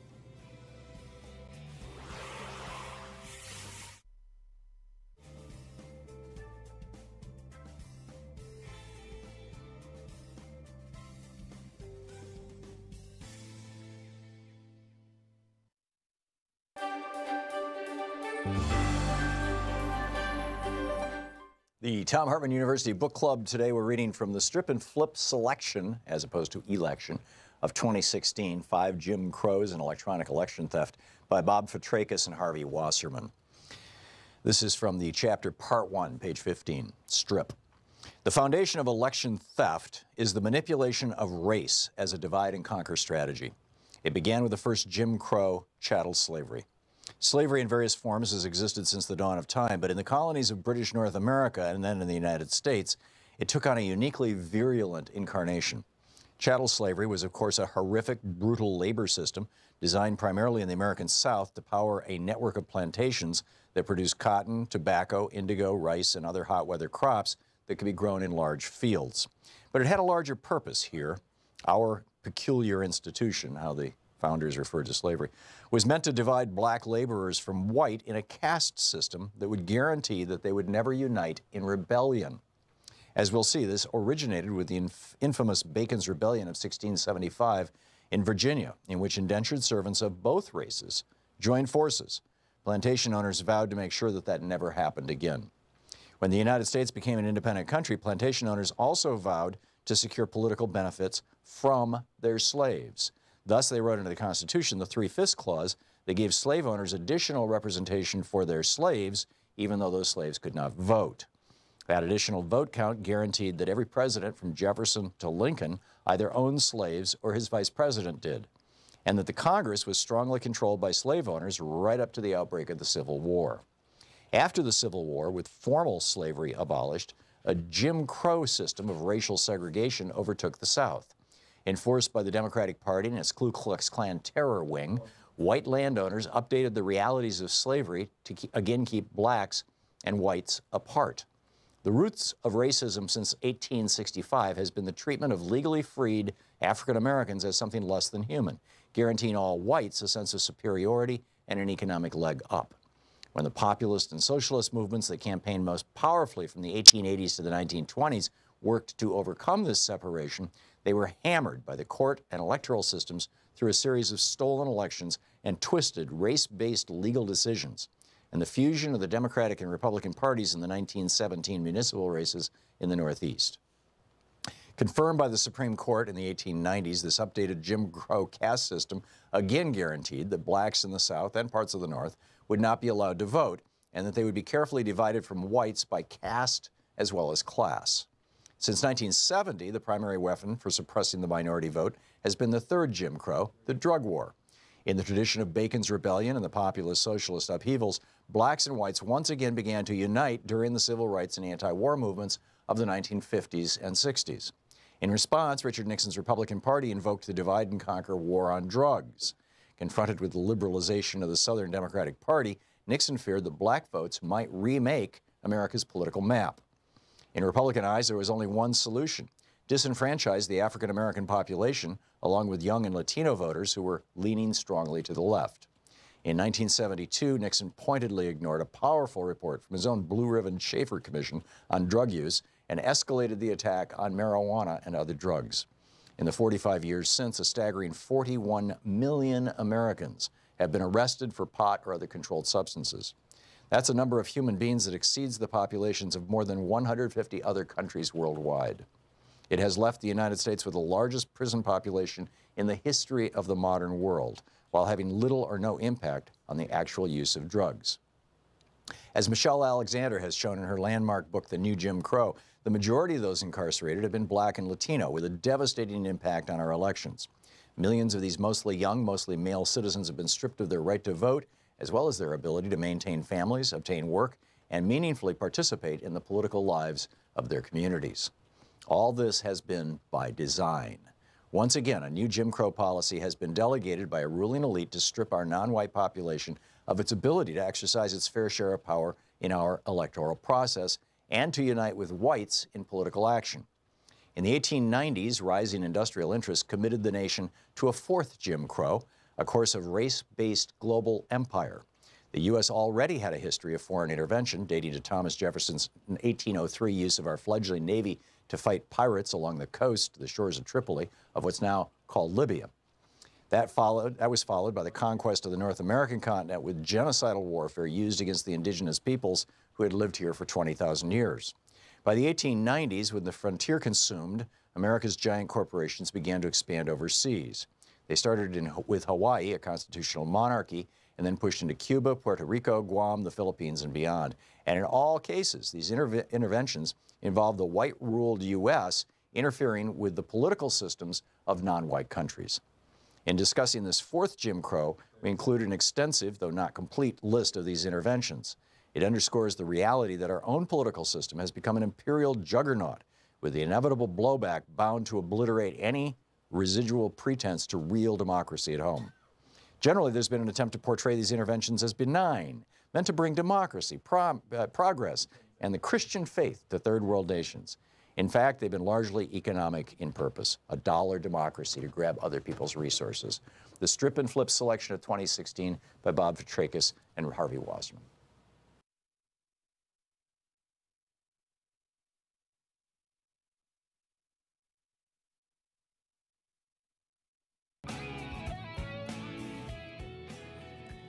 Welcome back to the Thom Hartmann Program, live from KWAI 1080 AM in Honolulu, Hawaii. And on the line with us is Dr. Sylvia Algaretto, economist and co-chair of the Center on Wage and Employment Dynamics at UC Berkeley. She has co-authored 2 editions of The State of Working America for the Economic Policy Institute, EPI. Co-author of 2 EPI studies, How Does Teacher Pay Compare? And The Teaching Penalty, Teacher Pay Losing Ground. EPI.org is the website. You can tweet her at SYL21 or the EPI at Economic Policy. Dr. Algaretto, welcome to the program. Oh, it's great to be here, Tom. Thank you, and my apologies for my voice. The flight over here seems to have taken a toll on my vocal cords, but all else is well. The teacher strikes are, I guess strike is not literally the correct word, but that are happening, that have happened in West Virginia, now in Oklahoma. There was another one in another state. These are now, thankfully, starting to get some attention from the national press. Teachers across the country are basically saying no more, but these were all in red states. How is this playing out? What's the genesis of this? And where, and I guess my next question would be, where do we see it going? But let's start at the beginning. Well, Tom, I really think that there's a couple of things going on here. First, it's incredible, as you're mentioning, all of the states that have had walkouts, Oklahoma, West Virginia, Kentucky, Arizona is talking, teachers in Arizona are talking about actions. They're all in southern states, and they are all right-to-work states, so they're not even, most of them, allowed to have these actions. I think also a lot of these teachers, they've been talking about it, they took a lesson from their students who marched, rather recently in the March for Our Lives actions that took place. And also you have the women's marches that took place rather recently. So I think it's kind of, we're seeing a bubbling up of activism. And the teachers... So we're in a new era, basically, it seems. Yeah, and I think teachers, they know what has been happening to their pay and their benefits over a long period of time. This isn't anything that's new, as my work has documented. The teacher pay gap, teachers falling further and further behind while being asked to pay more and more to their benefits and their retirements and their health care is a losing equation for them. And they also know at the same time, a lot of these school districts and these states are rolling back funding for schools. And at the same time, a lot of them are giving tax breaks to wealthy corporations and millionaires. So I debated Bill Bennett about this at the Heritage Foundation almost a decade ago. As you said, this is nothing new. He was, when Reagan became president for the first time in the history of the United States, he put a guy in as Secretary of Education, Bill Bennett, who actually was opposed to even the existence of the Department of Education. He was the 1980s version of Betsy DeVos, and was gung-ho for private schools and local control, in quotes, which had its racist connotations, as well as the situation we see now with defunding public schools, arguably to make way for private for-profit schools. How bad is it? What is the difference between life as a teacher and income as a teacher, say in the 1960s or even the 70s? I mean, pre-Reagan. It seems to me that this all started with Reagan. Please correct me if I'm wrong. And today. Well, I think there's a couple of things going on about the points you're trying to make. And one is that, yes, you're absolutely right. One of the first things that Larry Michelle and I wrote on one of the books you mentioned up front, we went all the way back to 1960 and looked at this issue. And what we found was that teachers who at that time and also today are by and large almost 3 out of 4 are women. that share is about the same today. Women did very well. They had about a bump of about 15% because women were a captive labor pool in the 40s and the 50s and the 60s. There weren't a lot of opportunities for women. That's very important to remember in this in what's going on here. And so, of the women that were educated, you could be a nurse, you could be a teacher. Those were the largest occupations that women were in. So, by and large, relatively speaking, women did fairly well when they were in the teaching profession. But what we have is a 30-point swing from women, doing fairly, 15 percentage points better to now doing all teachers doing about 17% less. That's the teacher pay gap that we're talking about. That's the negative gap that now continues to grow over time. And so a couple of things are going on there. And that's excuse me. Do you mean 17% less than average income in the United States? What is the? Good question. So what we're measuring is how teachers are doing compared to other similarly educated college grads, because that's their opportunity cost, right? When you're a student now in college, you're deciding what profession you want to go into. All the other, professions are what is open to you. So we're taking an average of all those other professions of college-educated workers and comparing them to teachers. Because that's part of the issue here is that women now, over the last 4 or 5 decades, which is a good news, can go into many other professions that were not open to them before. And so many of them, you have to think, as teacher pay falls further and further behind, many of them are choosing other occupations because it's going to be pretty difficult to pay your student loans, which is another huge issue, and to pay off those student loans and invest in what a college degree will get you if you're going to go into a profession where the actual pay is declining over time. It's not only that the relative pay of teachers is doing worse relative to other similarly educated college grads. It's that from the mid-1990s to 2015, the actual pay, when you account for inflation, for teachers on average fell by $30. Well, it increased by about $130 for other college-educated workers. So the pay gap is increasing. It has been increasing over time very considerably, and so you have to wonder, what is that doing to the profession of being a teacher, and who is going to be left to want to go into teaching as a profession? Are we getting our best and our brightest to continue to go into teaching? Because we can't adequately invest in students and schools if we don't adequately invest in teachers. Right, and I assume that's $30 a week you're talking about? Yeah, we're talking about weekly wages here, because that's the right comparison, because we're taking, as you work during the week, what is the weekly comparison? Because there is this issue of teachers having summers off, and and that's actually a good point, because people think if you take account of benefits for teachers and summers off, that they're doing so much better because they have these cushy benefits. But we actually show that that's actually not the case either. If you take into account teacher pay and teacher benefits, that means total compensation. In the mid-1990s, teachers did about the same as other comparable workers. There wasn't a big difference because teachers actually did have better benefits. But those benefits, as with their pay, has been eroding over time. So when you look at the total compensation pay gap for teachers, it has grown from about no gap in mid-1990s to a gap now that is still just over 11%. Remarkable. So how do you see this playing out? I mean, in West Virginia and Kentucky, I believe the teachers won what they wanted. In Oklahoma, they're saying they're going to stay there. They've got, I guess they've, got one Republican supporting them, but Republicans by and large don't seem to be in favor of public education. They seem to want the billionaire class to come in and set up, Betsy DeVos, she's a billionaire, right, and set up their for-profit schools and make a buck off our kids. How do you see this in the 2 minutes we have left before we have to wrap this up? How do you see this playing out?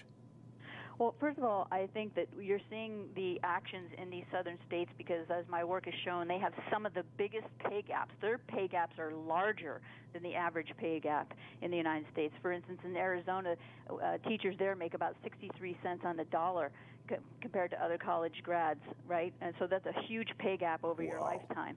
I think the public is also getting behind teachers, and this demonizing of teachers in public education that has gone on for decades now is, I think, maybe going to turn, because they're seeing that this institutionalizing inequality through the education system and corporations profiting through the education system is not the way to go. That is not going to fix. And, to have this two-tier, education system where if you can afford to go to better schools, you do, and if you can't, you don't, that's not what America's about. Our public sector, our free public school education for everyone is one of the best things we've ever invested in.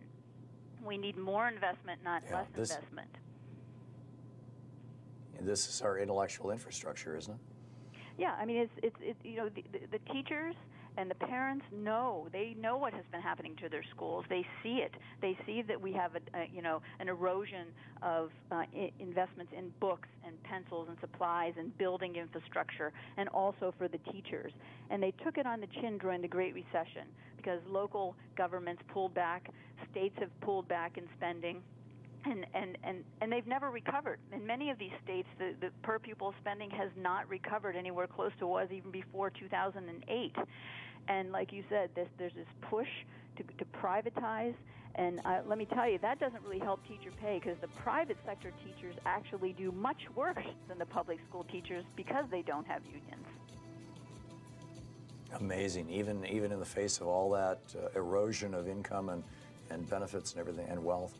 Dr. Sylvia Algaretto, thank you so much for dropping by today. Thank you, Tom. It's great speaking with you. Thank you.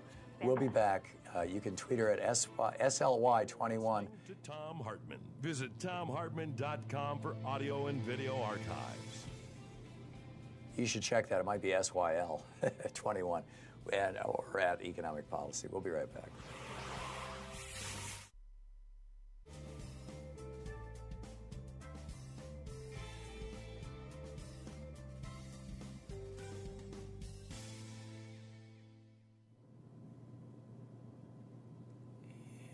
Welcome back. Jesse in Miami, Florida. Hey, Jesse, what's on your mind today? Hey, hi, Tom. Thanks for watching Free Speech, and thanks for calling in. Hey, thank you for being there. In honor of Martin Luther King and Muhammad Ali, salam alaikum, alaikum salam to the Arab world for what they're going through.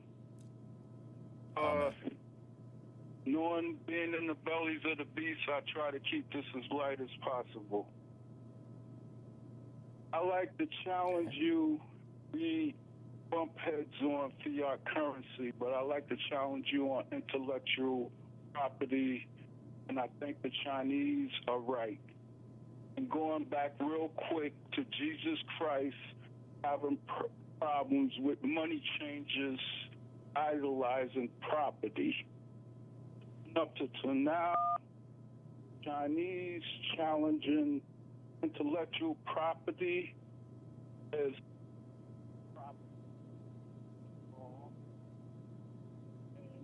that's the basic. Jesse, your phone.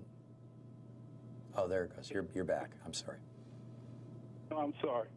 It's you were saying monopolizing of inequality. I know.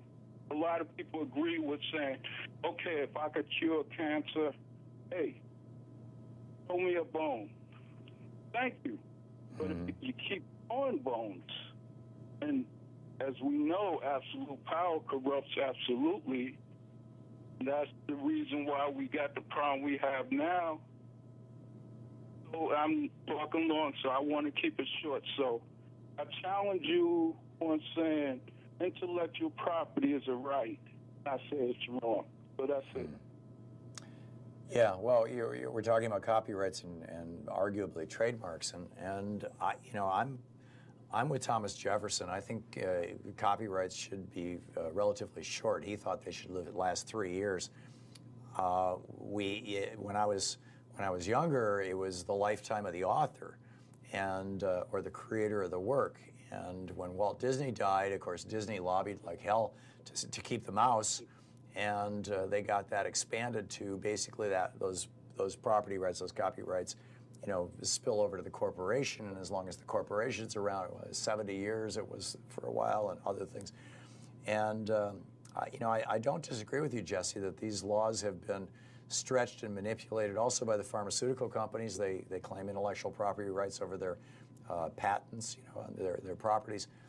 And you know, I think that it should be more reasonable and shorter. I'm not sure that they shouldn't exist, though. I mean, aren't you willing to accept, you know, an author or an inventor having a few years of income? What they say, give a person an inch and they stretch it in a few miles. Look where we at. We facing extinction. Yeah, yeah. But, you know, it seems like there should be a reasonable middle ground. I don't think that people would stop creating things if they couldn't copyright them or patent them. But I think that, and maybe a lot of, you know, useless junk that gets copyrighted and patented wouldn't exist. It's an interesting conversation, Jesse. Jesse, thanks so much for the call. It's always nice to hear from you. We'll be back. Bob Ney is going to drop by and fill us in on what's going on in the world today, so stick around. Bob will be up next. We'll be right back.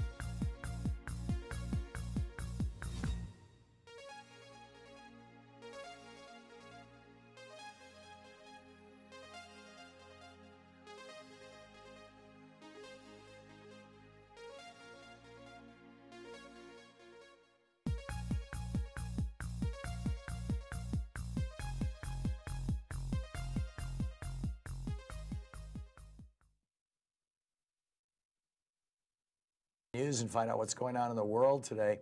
This report brought to you by goatsfortheoldgoat.com and Loving What You Do, Ellen Ratner's new book. On the line with us is Bob Ney, the author of Sideswiped and reporter with Talk Media News. Congressman, welcome back. Thank you, Tom. Pleasure to be on your show.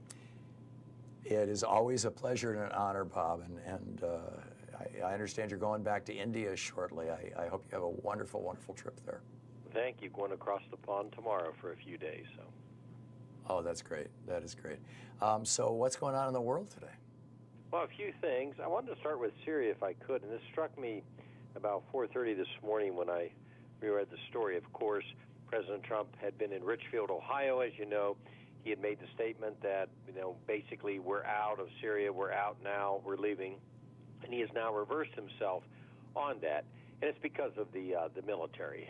They've convinced him to do it. Now, they didn't say they were reversing themselves, but obviously the press secretary, Sanders, you know, Huckabee, she came out with, you know, the statement that, well, we're going to withdraw, but just not right now at this point in time. Well, aren't we the principal force that's supporting the Kurds in that country? I mean, aren't the Kurds pretty flipped out when he started talking about pulling out?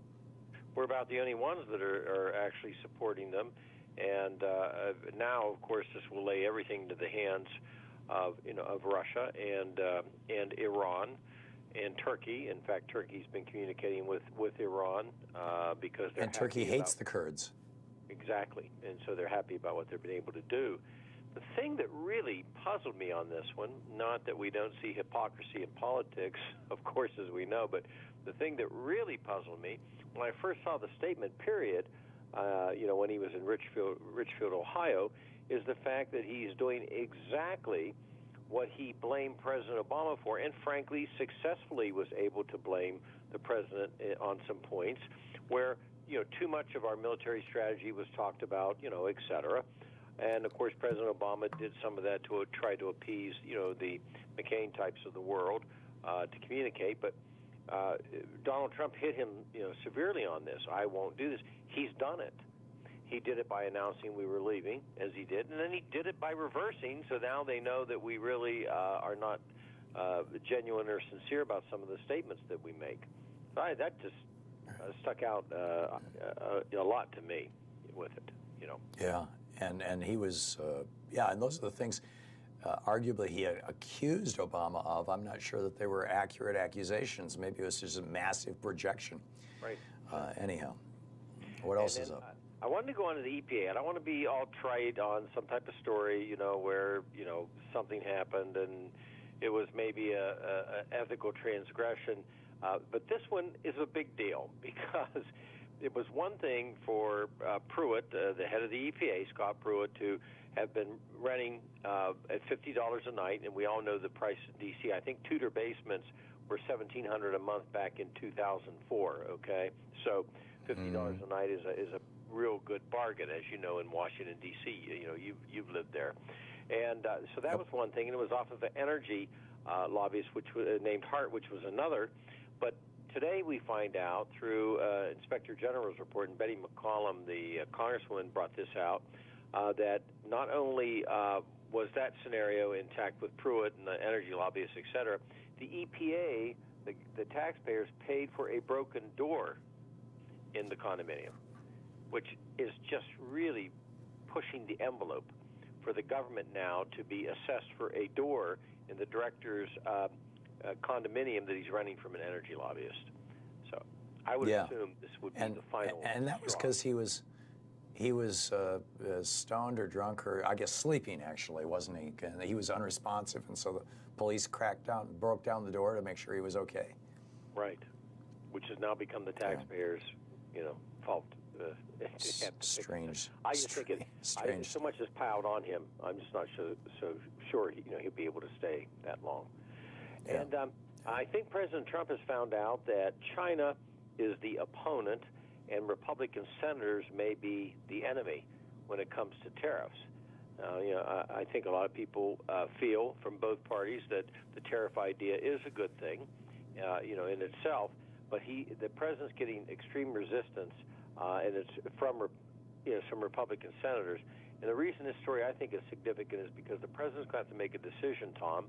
Is he going to yield to pressure due to, wrangling for control of the Senate and the Republican Party itself not liking what he has done on the tariffs or the senators, or will he go back on his word? Because let's face it, part of the win by Donald Trump was the position he took, which was a Bernie Sanders position, and we know that Sanders had to push Hillary Clinton to get to the free trade position she finally got to. And Trump won some states that I'm not so sure he would have won had he not had that position and people had not been unsure of Hillary's position on fair trade versus free trade. And now... it was tariffs that won him the Midwest. I'm sorry, your state of Ohio, my state of Michigan. Absolutely. I mean, tariffs were, Absolutely. So we'll see what he does. Remarkable stuff. Word or not. Yeah. Bob Ney with Talk Media News. His book is Sideswiped. Bob, thanks so much for being with us today. It's always great talking with you. And have a wonderful trip to India. Meditate well, my friend. I will try. Namaste. Okay. Former Congressman Bob Ney. We'll be back right after this.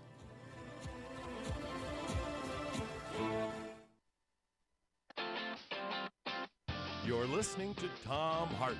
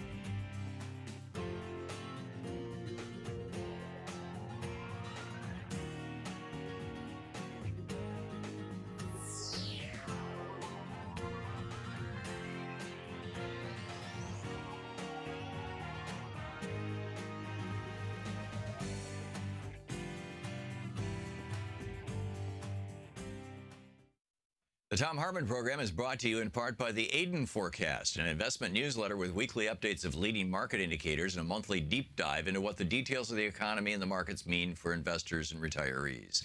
On the web at aidenmarkets.com. Wines have some of the highest pesticide levels in our food chain. This hour brought to you by ecowine.com.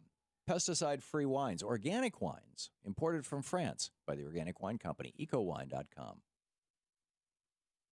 The Thom Hartmann Program is brought to you in part by Super Beets.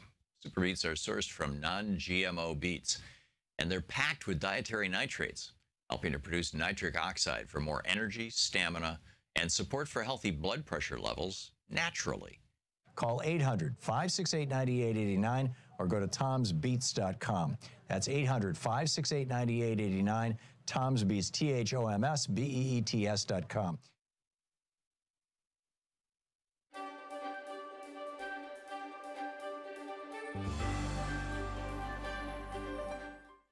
Thom Hartmann University Book Club. Today we're reading from Ralph Nader's most recent book, Breaking Through Power. It's Easier Than We Think. This is from the first chapter. It's titled Plutocracy of Maximums, Democracy of Minimums. When I was a student at Princeton University, I learned from my anthropology studies the concentration of power in the hands of a few is common to all cultures, societies, nations, tribes, cities, towns, and villages. Even where the thirst for self-governance and democracy is strong, as was the case in New England towns before the American Revolution against King George III, wealthy Tories were there too. In central and western Massachusetts, the farmers used the term the river gods to describe the rich merchants using the Connecticut River as a possible profitable trading route. These days, most people protesting for economic justice use the term the 1% to describe the ultra-small group of people who wield enormous influence over our society today.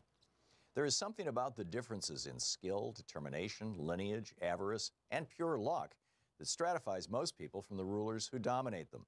In the political realm, the few become dominant because they hoard wealth and are driven to exercise power over others. When a small group rules a society, the political system is considered an oligarchy. And when only money and wealth determine how a society is controlled, the political system is a plutocracy. From the standpoint of a democratic society, both oligarchy and plutocracy are inherently unjust and corrupt. Of course, there are variations in the degrees of authoritarianism and cruelty that each system exercises over the communities it relies on for workers and wealth. Scholars have resorted to using phrases like benign dictatorship or wise rules or paternalistic hierarchies to describe lighter touches by those few who impose their rule over the many. Thomas Paine simply called them tyrannies. People, families, and communities can only take so much abuse before they rise up to resist. The job of the rulers is always to find that line and provide the lowest level of pay, security, housing, consumer protection, healthcare, and political access for society so that they can extract and hoard the greatest amount of wealth, power, and immunity from justice for themselves. In many ways, the majority of Americans live in a democracy of minimums, while the privileged few enjoy a plutocracy of maximums.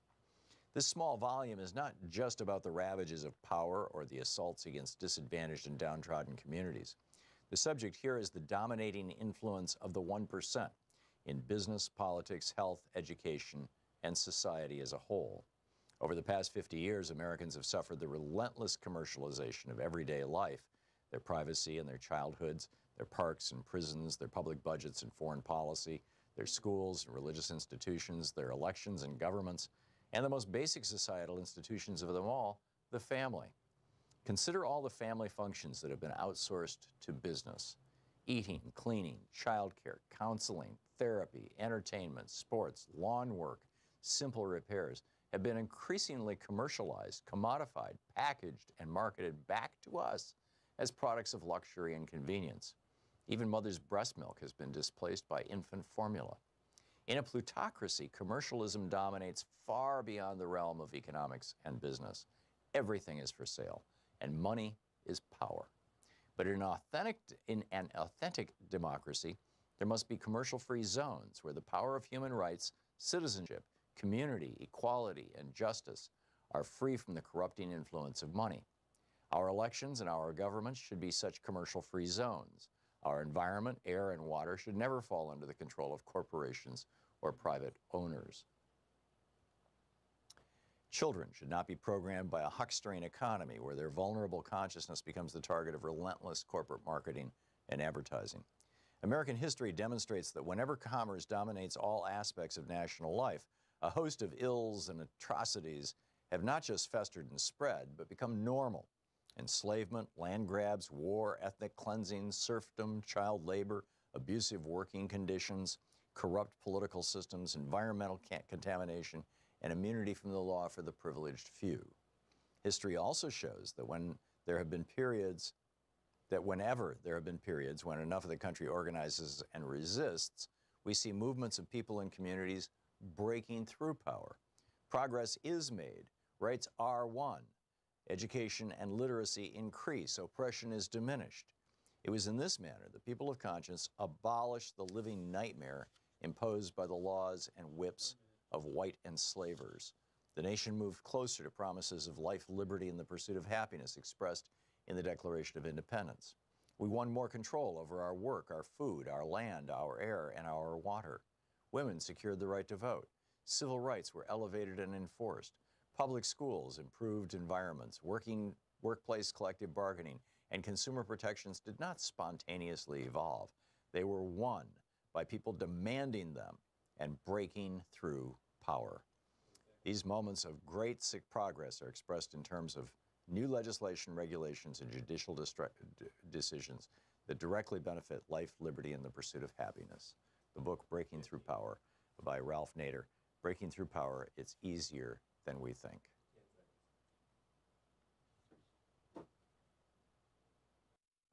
Want to connect with the show online? You can find the Thom Hartmann Program on Facebook, Twitter, and Instagram.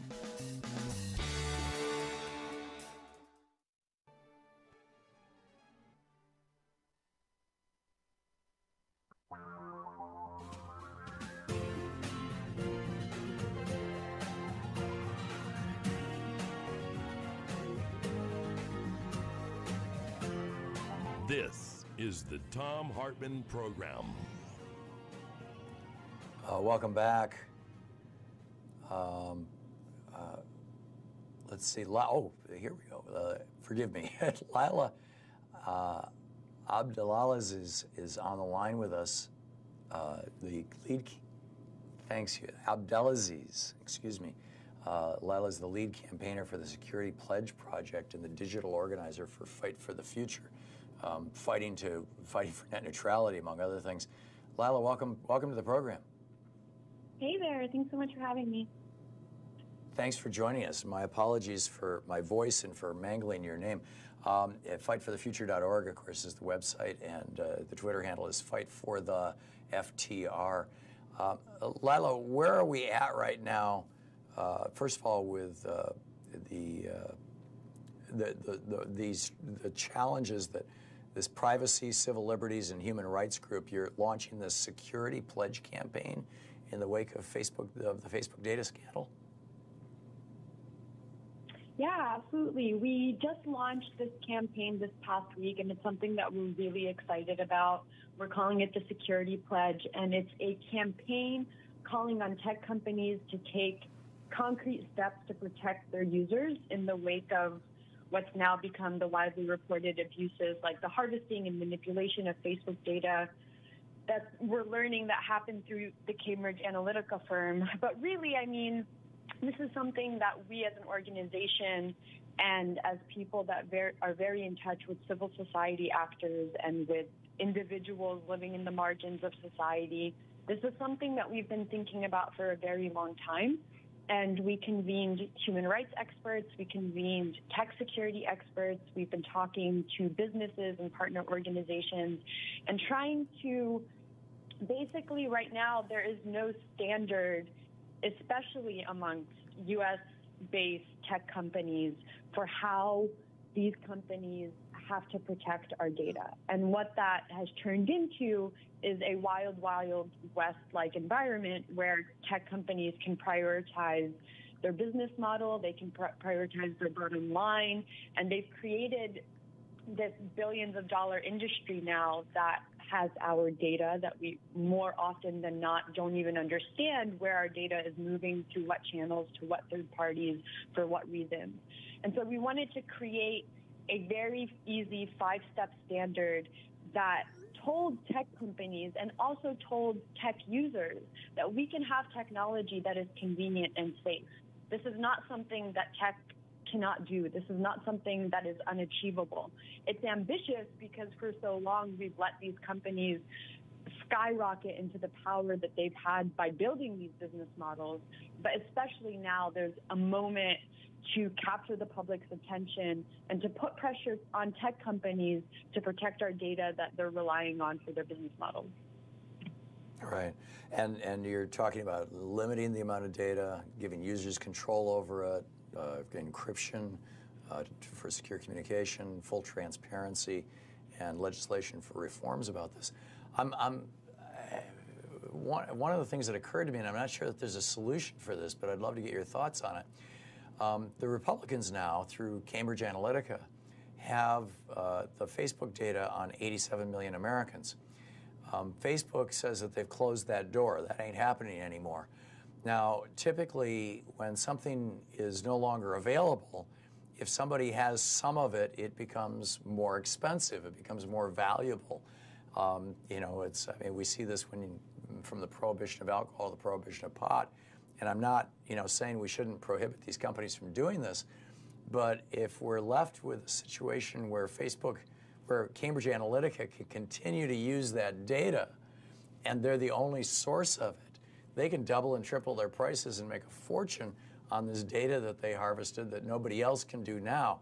Is there a way to claw that back, to go back to Cambridge and the other companies that have harvested Facebook data and say, no, you know, you have to give this back or you have to destroy it, which is what I understand Cambridge had told Facebook they had done with it back years ago when they actually harvested it.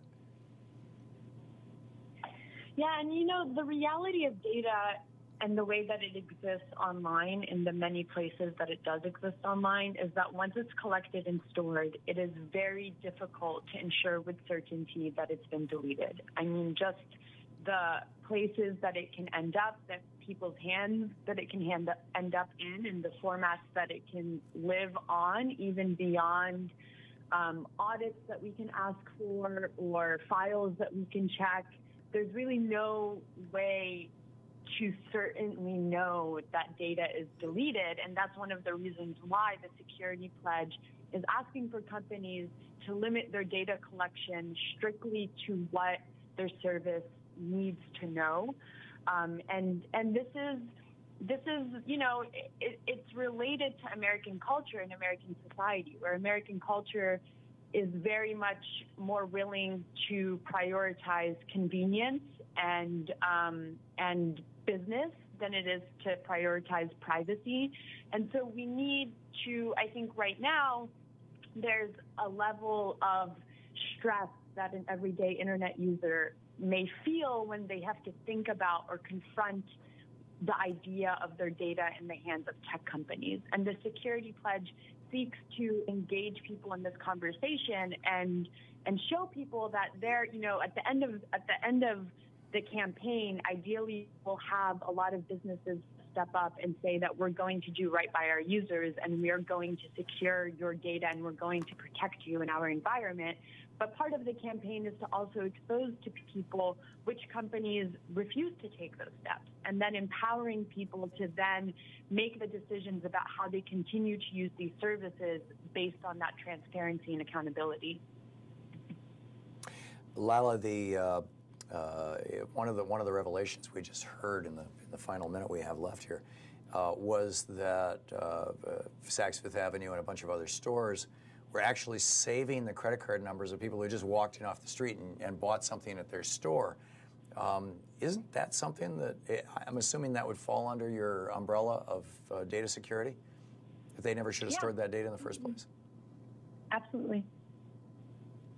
So how do we implement this? We implement this by Right now, we have businesses that are reviewing the pledge and businesses that are getting prepared to take the pledge. We have thousands of people have signed the pledge at securitypledge.com. You can read the 5 steps that we're asking people to take at securitypledge.com, and you can sign the open letter. We're going to be releasing and continuing a campaign, and we have many partner organizations working with us, the ACLU, Demand Progress, Free Press, other human rights organizations are going to continue to be joining this pledge to educate ideally millions of Americans and ask millions of Americans to sign on to this pledge so that the companies feel the pressure and understand that this is an expectation from their users. Yeah. And is fightforthefuture.org is also pushing this, I take it? Yeah, absolutely. This campaign was built by Fight for the Future with the help of our friends at Demand Progress and the ACLU and many other organizations. But we like to make it easy for people so they don't have to find our campaigns when we push them out. So you can learn more about Fight for the Future at fightforthefuture.org. You can see the pledge directly at securitypledge.com. We'd love to hear people's feedback, thoughts, and any ideas they have around this campaign right now. Great. So check it out, tweet about it, promote the securitypledge.com, fightforthefuture.org, get the word out. Lala Abdelaziz? Abdelaziz. I'm sorry, Lala. How do you say your last name? Layla Abdelaziz. Layla. I'm so sorry. I've mangled the whole thing. Layla, thank you so much for being with us. Thank you. Much appreciate your dropping by. We'll be right back. This is the Thom Hartmann Program. We'll be back. I'll be picking up your phone calls right after this. Give us a shout.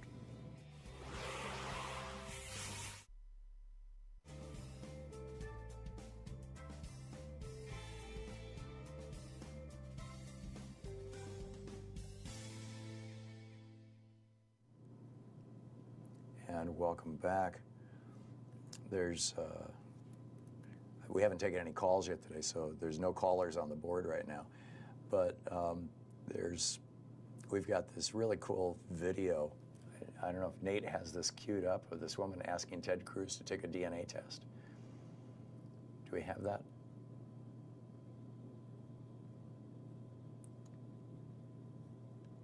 Yeah, that's fine. This woman comes up to Ted Cruz and talks about how his wanting to trash Obamacare and throw our healthcare system back to, the Stone Age is pretty bad, and how it's going to affect her. And then at the end, she asks him an amazing question. Check this out. I'm legislator. I just want to read what I want to ask. I'm a woman over 50 who, as of February 7th, has 7 active pre-existing conditions. I'm not counting being female and a survivor of abuse. I purchased my individual policy on the health insurance exchange. If you force me into a high-risk pool, you will either bankrupt me or kill me. I take your threats of medical aggression personally and seriously, and I can assure you I'm not the only Texan who does. My question is, will you pledge to submit to a DNA test to prove that you're human? Well, ma'am, thank you for that. And one of the great things about our democratic system is that we can treat each other with respect and civility. Is that a yes or a no? Ma'am, if you want to engage in insults, that's your prerogative. No, but I'm not going to reciprocate. It's a yes or no question. Thank you for being here, ma'am. It's a yes or no question. Thank you for being here.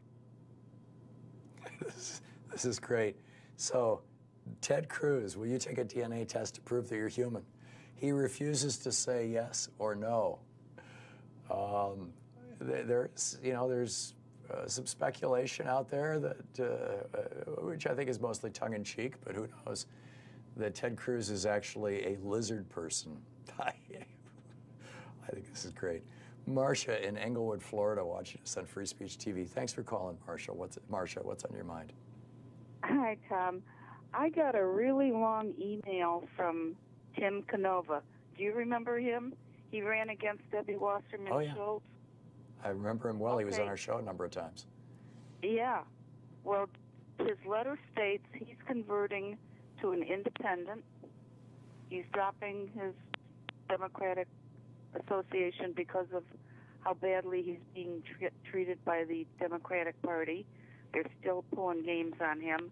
And the other reason, interestingly enough, is because all the millennials are actually, or most of the millennials are actually going to be voting as independents.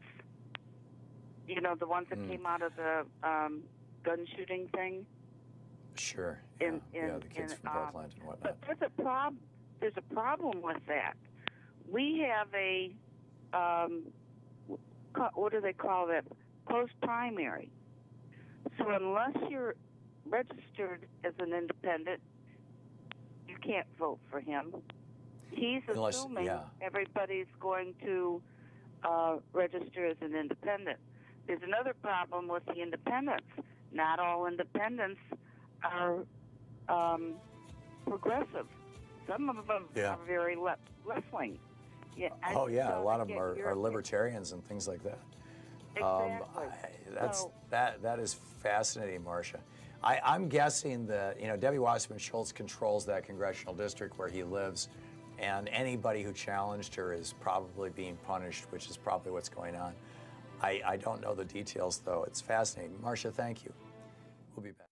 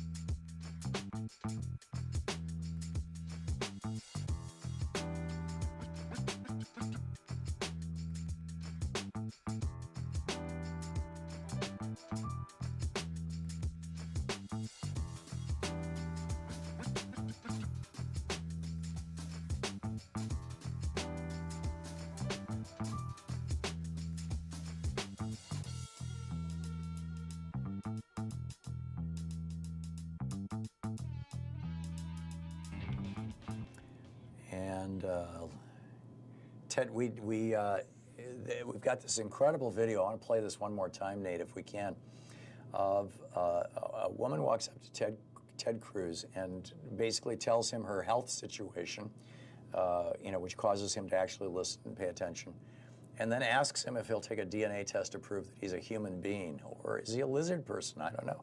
Check this out. I'm legislator. I just want to read what I want to ask. I'm a woman over 50 who, as of February 7th, has 7 active pre-existing conditions. I'm not counting being female and a survivor of abuse. I purchased my individual policy on the health insurance exchange.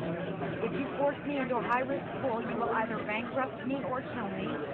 I take your threats of medical aggression personally and seriously, and I can assure you I'm not the only Texan who does.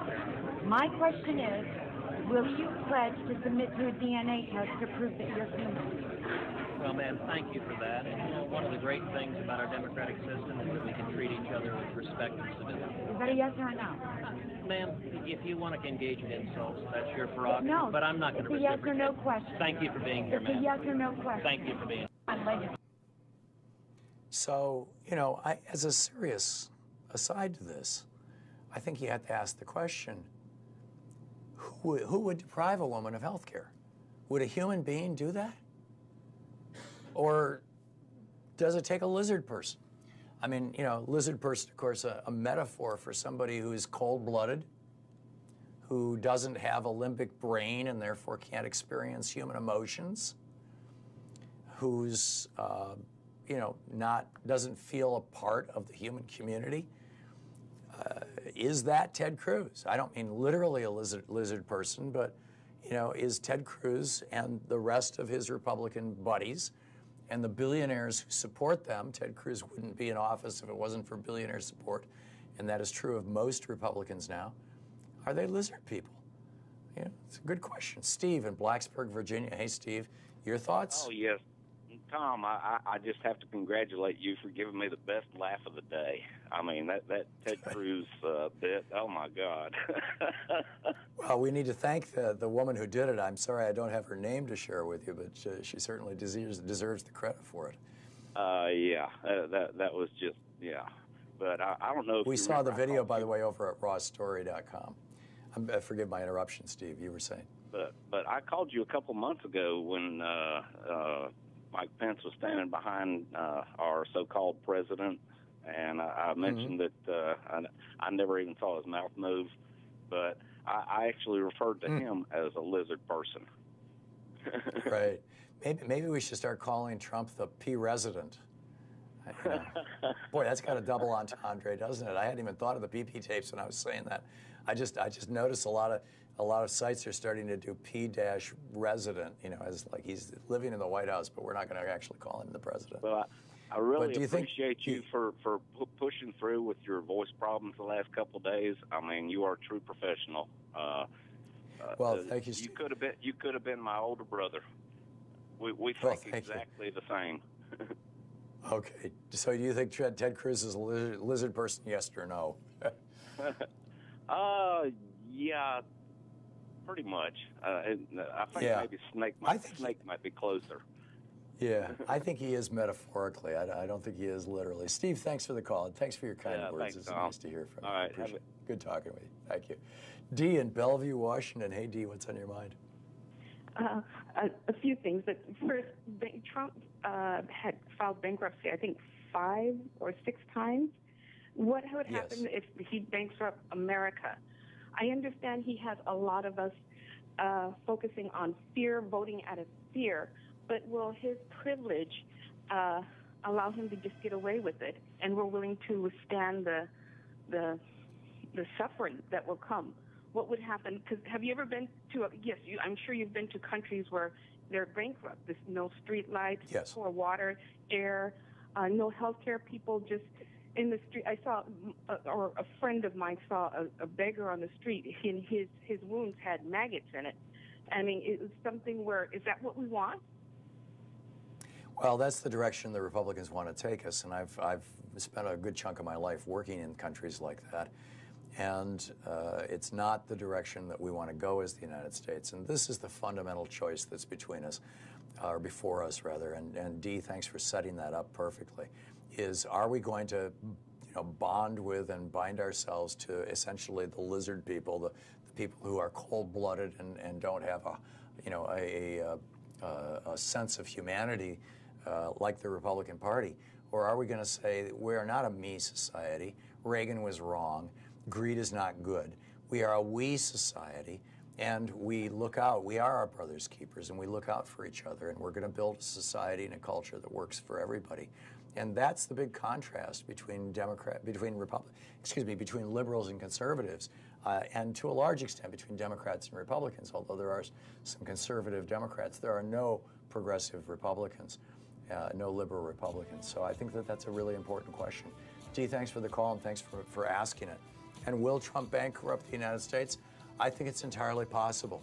And it will be a disaster for the world. We would see it, just like Trump's hero, Andrew Jackson, whose picture hangs in the Oval Office. Andrew Jackson got his balanced budget, and he wiped out the U.S. national debt, so you couldn't save money with the federal government anymore, and we went into the longest and deepest depression in our history. You're listening to the Thom Hartmann Program. Call 202-808-9925. We'll be back. Dean Obadala is going to drop by, and then I'll be picking up your calls. Stick around.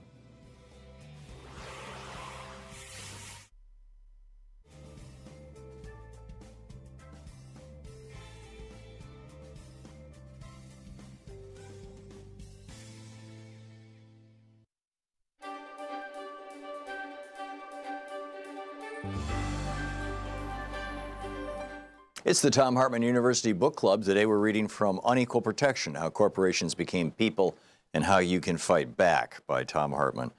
This is from the introduction titled The Battle to Save Democracy. Excuse me. On September 2nd, 2009, the transnational pharmaceutical giant Pfizer pled guilty to multiple criminal felonies. It had been marketing drugs in a way that may well have led to the deaths of people and that definitely led physicians to prescribe and patients to use pharmaceuticals in a way that for which they were not intended. Because Pfizer is a corporation, a legal abstraction, really, it couldn't go to jail like fraudster Bernie Madoff or killer John Dillinger. Instead, it paid a $1.2 billion criminal fine to the U.S. government, the biggest in history, as well as an additional $1 billion in civil penalties. The total settlement was more than $2.3 billion, another record. None of Pfizer's executives, decision makers, stockholders, owners, or employees saw even 5 minutes of the inside of a police station or a jail. Most Americans don't even know about this huge and massive crime, nor do they know that the criminal never spent a day in jail. But they do know that in the autumn of 2004, Martha Stewart was convicted of lying to investigators about her sale of stock in another pharmaceutical company. Her crime cost nobody their life, but she famously was escorted off to a women's prison. Had she been a corporation instead of a human being, odds are there would not have even been an investigation. Yet over the past century, and particularly the past 40 years, corporations have repeatedly asserted that they are, in fact, persons, and therefore eligible for the human rights protections of the Bill of Rights. In 2009, the right-wing advocacy group Citizens United argued before the Supreme Court that they had the First Amendment right to free speech and to influence elections through the production and distribution of a slasher documentary designed to destroy Hillary Clinton's ability to win the Democratic nomination.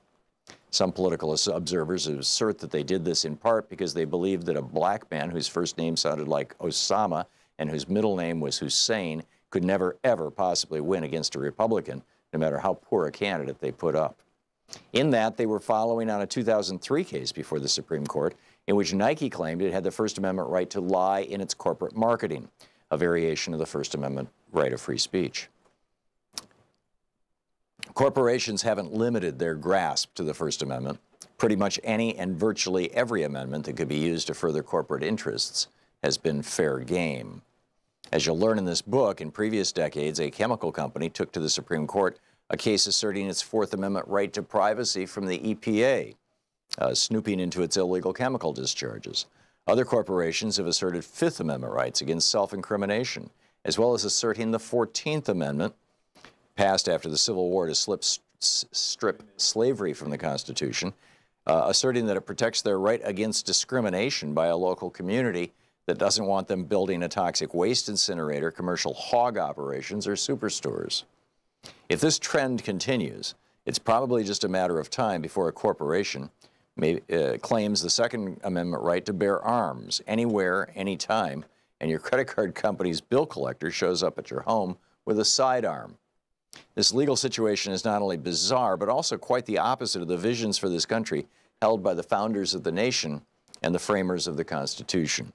They were sufficiently worried about corporate power that they didn't even include in the Constitution the word corporation, intending instead that the states should tightly regulate corporate behavior, which the states did quite well until just after the Civil War. The American Revolution, you'll learn in this book, was in fact provoked by the misbehavior of a British corporation. Our nation was founded in an anti-corporate power fury. The most significant and oft-quoted precedent of the turning point of corporate power in America began just after the Civil War. It rested on a constitutional amendment successfully written and passed by a group of radical Republicans after the Civil War. That's what they called themselves, radical Republicans, to take slavery out of the Constitution. Given that today's Republican Party has, largely since the robber baron era of the 1880s, been the party of big business and the very rich, it's a bit difficult for some people to get their minds around the possibility that the Republican Party started out as a reform party, that for nearly 70 years, from before Abraham Lincoln until just after Theodore Roosevelt left the party to start a third party, had a strong progressive wing. But the Republican Party did. Although Lincoln was, by today's standards, a moderate Republican, he was still anti-slavery, pro-middle class, and pro-labor. In fact, he famously said labor is superior to capital because it precedes capital. Nobody has wealth until somebody makes something. And he was the first president both to use the word strike in public and to actually stop police and private armies from killing and beating strikers. And just like in today's mainstream Democratic Party, where there's a progressive minority that always seems to be pushing the edges, in the Republican Party of the 1800s, there was a very, even by today's standards, progressive faction. The Radical Republicans were a splinter group that emerged in a big way from the Republican Party at its founding in 1854, and just after the Civil War in 1866, they gained a majority among Republicans in the House of Representatives, where they had a powerful influence until the faction disintegrated in the 1870s during the presidency of Ulysses S. Grant. They supported the absolute right of freed slaves to vote and participate in government. It goes on from there. Unequal protection, corporate power.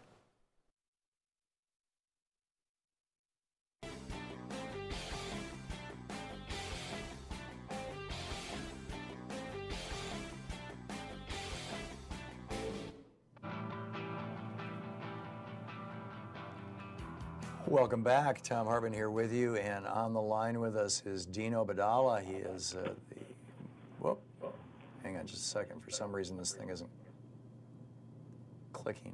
Dean, are you there? Yes, I am. Oh, great. My computer doesn't tell me that I put you on the air, but it sounds like I did. Dean is the host of the Dean Obeidallah Show, weekdays 6 to 9 on Sirius XM Progress, channel 127. He's a columnist with the Daily Beast, and deanofradio.com is his website. You can tweet him at Dean Obeidallah, and he does a great show in the evenings. Dean, I was reading this article about how the Daily Stormer, I read it over at the Daily Beast, about how the Daily Stormer may have to reveal their funding sources in part because you sued them. Can you tell me about this? Yes, and this article is not one I wrote for the Daily Beast. It's one written about me. Several months ago, I filed a lawsuit against the Daily Stormer with the help of Muslim Advocates, which is a great organization, and they were able to get Latham & Watkins, one of the biggest firms in America, to get on board to help us with this. What happens is the Daily Stormer had fabricated tweets saying I was involved in the Manchester bombing and that I had masterminded it, and that I carried it out, and then I was joyful about it and hoping more would die. And they weren't able to tweet them out. What they did is they made them look exactly like real tweets and wrote an article and based on that. And in their fake tweets, they even put fake retweets and fake likes to make it look very real and urged their readers on Daily Stormer to come after me, which results in death threats, as you might imagine, because it is a neo-Nazi website. And so we filed a lawsuit against them for defamation. And now we've been trying to serve Andrew Anglin, who is the head of the Daily Stormer. He's been on the run. He's being sued by another, Ms. Gersh, who with the Southern Poverty Law Center is helping out with things that they did to her. And we can't find him, but we're trying to, through discovery now in federal court in Ohio, where this lawsuit is filed, because that's the last known address of Andrew Anglin and his corporation, to find out who funds the Daily Stormer, who's been giving them money. What's remarkable is that I think most people have heard of like Kickstarter or LaunchGood or these other crowd funding sites. There's actually one for hate groups called Hatreon, Hatreon, out there, raising money for hate groups, and that's where they go raise their money. And also he was taking direct credit cards. So we're trying to find out who funds the Daily Stormer, and we'll see if the federal court grants our motion. Is there any precedent for that? Have other groups on the left, on the right, or having to do with sports ever been sued for defamation and had to reveal the sources of their funding as a consequence of that?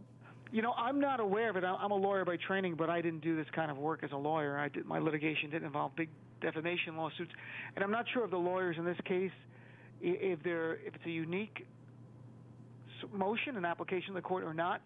I'd have to think it's probably not. It seems to be something that if you're filing a lawsuit, you want to get damages, and finding out where their funding is important. So we'll see what happens. I think you have to make a showing, though, to the court that there's a legitimate reason for you to need to find the funding here, and that's where the question is going to come up. So this is not normal. This is not a typical traditional route in a lawsuit for defamation, but at the same time, I don't think it's the first time or a novel way of doing this. It's a unique organization, Daily Stormer. They're getting their funding from others. So the goal is then, if the Daily Stormer has this corporation, Moonbase, which is the way they've incorporated is Moonbase Holdings, we'll find out who funds them. I don't think we can then pursue those individuals, but if we find out that really a shell and that Andrew Anglin has other corporations out there that's funding Moonbase, perhaps then we can amend our complaint and sue them as well. So we're trying to find out all the revenue sources. It'll be interesting, too, to see how it impacts other hate groups if the court grants our motion here, because other individuals might not want their credit card information to become public and find out that they actually gave a donation to a neo-Nazi website. Yeah. Now, you are, in addition to being a talk show host, 6 to 9 p.m., just as a human being, you're Muslim. Right. Was that the basis of why they came after you? Was it because you were a talk show host? Was it because you're a Muslim? Or was it for some other reason? Why pick on Dino Badala?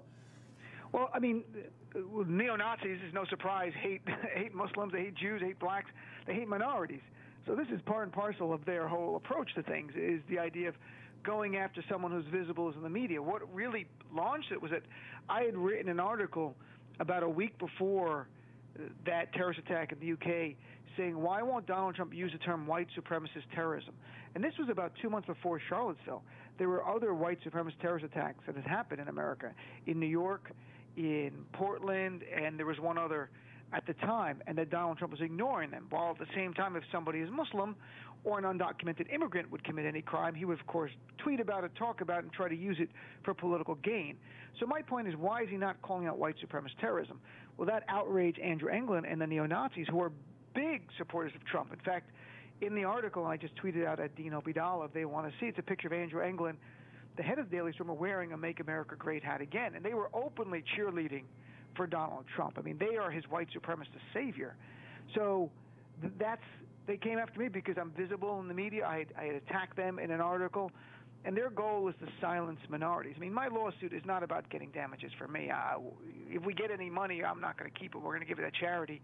It's the idea that you're not going to silence any minority. We're not going to sit back and be quiet as you try to marginalize our voices, be Muslim or Jewish or LGBT community or African American or Latino, whatever minority group. They're trying to silence us. And what's scary, though, about the Daily Stormer is that Dylan Roof was a Daily Stormer reader who went and committed a horrific terrorist attack, killing 9 African Americans. The man James Jackson, who came to New York in the spring and killed an African American man trying to kill others. He was arrested, wanted to start a race war, was charged with terrorism here in New York. He was a Daily Stormer reader. So they are radicalizing people like an ISIS website. And we're just trying to hold them responsible. And if you're giving money to a terrorist group, like ISIS, I think you should be revealed. And if you give money to an organization like the Daily Stormer, which in my view, again, is a modern-day ISIS in America, you should find out who those people are, and they should be exposed, and they should be held up to the light of day. It seems like the next step would be to define domestic terrorism in a way that our government has been very reluctant to do. In fact, when the FBI just issued a report about right-wing domestic terrorism in the United States back in the first months of the Barack Obama administration, a report, by the way, that had been commissioned by George W. Bush, when they just issued that report on how bad the problem was in the United States, Obama had the report pulled because he got so many death threats and so much pushback and whatnot. Correct me if I'm wrong on this. Mm-hmm. And we haven't had that conversation in this country about, how do we define, how do we identify, what does it mean if we've got basically ISIS websites, only domestic ISIS, our own homegrown version of religious and racial fundamentalism, and what do we do about that? I mean, is any part of your lawsuit seeking to identify them as terrorists? No, I mean, because this is a civil action, but I think to your bigger point, Tom, you're absolutely right. And I think there's a federal definition for domestic terrorism that I think is woefully short and inadequate at this point. I think it has to be updated. Interestingly, in Austin, the bomber, and I wrote about it, we may have talked about it, I wrote an article, how many bombs does a non-Muslim have to send out before they're called a terrorist? Well, the local sheriff there did call the guy a terrorist about a week later and meant it in a term of art, but it didn't really get picked up in our media. I think we need a new definition, and I think we also need the media, others in the media, not me and you, others to stop their hesitance in using the term terrorist if the person is white. And that's the reality that we're dealing about. If they are brown, if they are Muslim, they have no problem using that term terrorist. And I think it makes us safer. It's not about double standards. And, It's not just about fairness because I'm Muslim. It's about making Americans safer, knowing that terrorists come in all different shapes and colors. Last year, the ADL quantified there were 34, I believe, extremist terror killings on U.S. soil, 18 by white supremacists, 9 by Islamic-related. So you see where it's going in the time of Trump. They're emboldened by Donald Trump being in the presidency, no different than during the time of the Civil Rights Movement when George Wallace was elected and other white supremacists were elected, and there were more bombings, not less. Their appetite was not satiated by the election of someone on their side. In fact, they were emboldened to say, someone in power has our back. And that's why Wallace gets sworn in. 9 months later, the 16th Street Baptist Church is blown up in Birmingham, Alabama, and countless other bombings went on. In Mississippi as well, they elected a white supremacist governor. Same thing, you saw more bombings. So in the time of Trump, it is documented. It is documented. We have more white supremacist terrorism, but our media is not using the term. Right now, there's a trial going on in Kansas. As we sit here in federal court, 3 self-professed white supremacists plotting to kill Muslim immigrants in Kansas. They were called terrorists by the U.S. attorney there, thankfully, but the media is barely covering this. And if they were 3 Muslim guys, I have no doubt it would be covered much more. And again, that makes us less safe as a nation. Well, and if they were legally identified as terrorists, there are tools that the government can use to basically take them down that they don't use now. Or am I missing something? Absolutely, because there's more of a commitment of resources then. They'll treat it like the FBI will be more involved in infiltrating these organizations, which they should be. Now, in the case in Kansas, there was an FBI undercover agent involved. But who knows what else is going on out there. We need more in the time of Trump to keep us safe from domestic, international terrorists, those who might be inspired by ISIS, to those inspired by a new confederacy emerging and a white supremacist vision of this nation. It makes us less safe not to contribute those resources and put them for where they need well said. My colleague, Dino Obeidallah, deanofradio.com is his website. You can tweet him at Dean Obeidallah. Thank you, Dean. Thanks, Tom. To Thom Hartmann. Visit thomhartmann.com for audio and video archives. We'll be back with more of the news of the day and your calls right after this.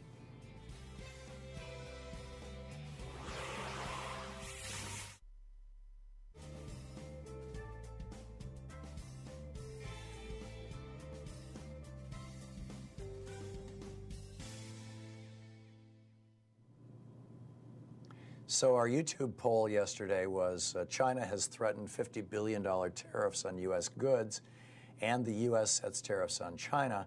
Are we in a trade war? And the possible answers that people could choose were no, it's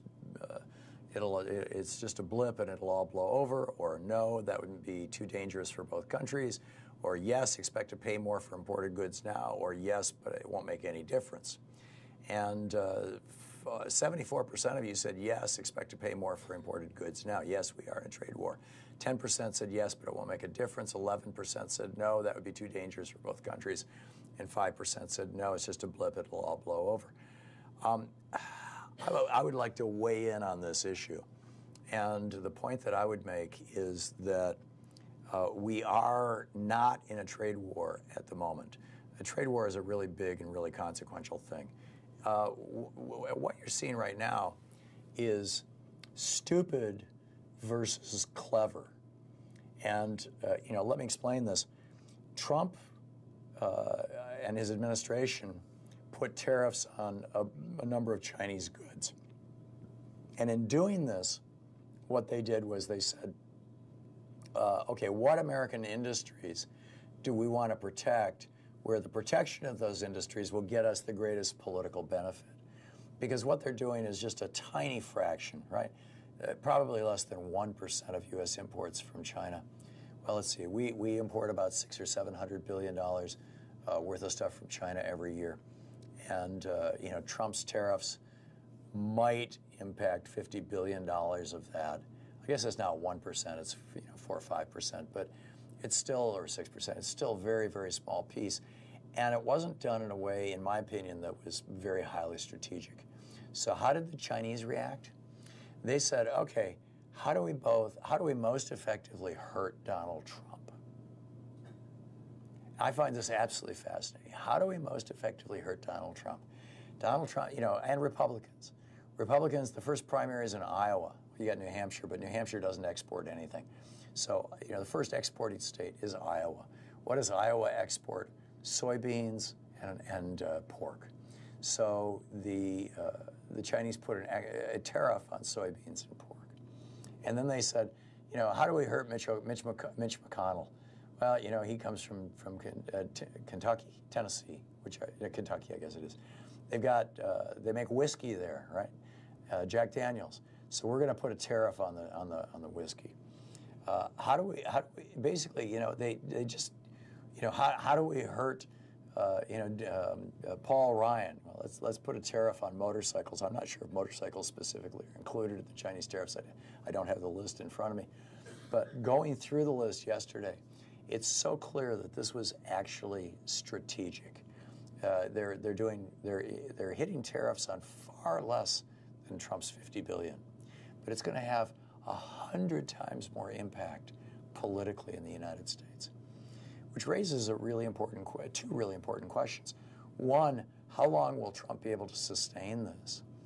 And two, is there any way that we actually can gather the political will to bring manufacturing back to the United States? And if so, is doing it abruptly the best way to do it? Richard Wolff certainly made an argument against that. Or should we say, you know, it took 30 or 40 years for us to get into this mess. We're gonna start backing out of it in a way that's going to take 30 or 40 years to back out of it. But that's going to require the agreement of both political parties. And the Republican Party is largely opposed to this.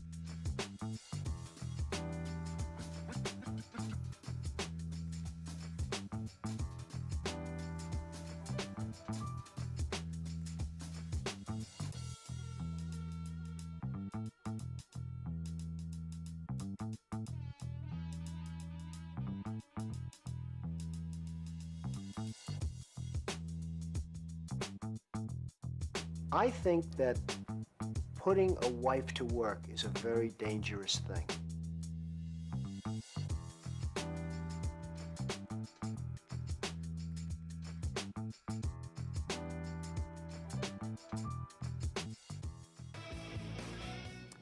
Cal in Baton Rouge, Louisiana. Hey, Cal, what's on your mind today? You wanted to call about Ted Cruz being a lizard person? Yeah, hey, Tom. Thanks for taking my call. Yeah, regarding that lady and Ted Cruz, there was a TV show. It's been canceled now, but it was from, it's called Grimm, and it took place in Portland, Oregon. A young police detective had this hereditary ability to see the true nature of people, and he used that to solve crimes and fight evil. And so I'm wondering if maybe we shouldn't have an investigation to see if Ted Cruz and maybe some of his buddies had something to do with canceling that show because it was telling on them. Okay. Well, that's the thing. I mean, as I said before, I don't take this literally. I'm not, you know, a believer in this. Neither do I. Yeah, I got to tell you, Louise and I had an amazing experience, Cal. This was probably 15 years ago, or, you know, it was in the late 90s, the very end of the 1990s, because I had a book, Last Hours of Ancient Sunlight, that came out in 96, and I was giving a speech at one of these New Age conferences, you know, where they have, like, you know, dozens of different speakers, and you do workshops and things, and on the Last Hours of Ancient Sunlight. And there was another guy who was giving a talk, and his was, I mean, I had maybe 100 people. He had like 300 people in his room, you know. And so Louise and I, it was one of the biggest talks, you know, there. And Louise and I were curious, and so we went to hear this 2-hour talk by this guy. And the first hour of it was like the history of the Masons and the Masonic movement and their influence in Europe in the Middle Ages, and how they influenced America, and stuff that I actually already knew, you know, that that Ben Franklin was big into the Masons, that George Washington's inaugural parade was actually a Masonic parade. And, you know, they've got the drawings and the pictures, and or not pictures, but, you know, paintings and things from that. And then in the second hour, he segues into this thing about how these people are actually living underground, and they are lizard people, they're reptiles, and they come up to Earth. This was during the end of the Clinton administration, and he went off on this like 15 or 10, and for the first hour, everybody's nodding their head. And then he gets into the lizard person stuff, and Louise and I are like, whoa, where'd this come from? But everybody's nodding their heads and going, yeah. And then he gets into this thing about how Bill Clinton actually, you know, is a lizard person, and he's got an underground elevator, you know, that brings him up from his crypt and, you know, underground, and he zips on his human suit every day, and that's why he's kind of jowly, you know, because his face is kind of, the costume is kind of sliding off his lizard head. And it's just like, you know, afterwards we were walking out and people around us were like, whoa, that was really fascinating. You know, we got to check out Bill Clinton. And Louise and I are like, whoa, did we step into an alternative universe? So apparently there's a large cohort of people out there who actually believe in this stuff. But I think it's a great metaphor for somebody who just is cold-blooded and cold-hearted and doesn't, you know, the limbic brain is something that only mammals have. It allows us to feel the large range of emotions from shame to love and everything in between. And, you know, lizards don't have that. So, you know, calling Ted Cruz a lizard person seems like an appropriate thing. And the entire Republican Party, frankly, Cal. Your thoughts? Well, yeah, and I agree with you. And actually, that show touched on a whole lot of the old European stories that you were talking about, you know, the Masons and all those guys. But it's a great metaphor, and when he would see these people, they might be lizard, or they might be some other sort of vile, despicable character, or they might be like piggy people or mouse people, depending on their true nature, is the way I interpreted it. But anyway, thanks for taking my call. It was a hoot visiting with you, and have a great weekend. Thanks. You too, Cal. Good talking to you, and thanks for listening to us there in Baton Rouge. Randy in Ottawa, Iowa. Hey, Randy, what's up? Hey, Tom. God, it hurts me to hear you not well and kind of under the weather.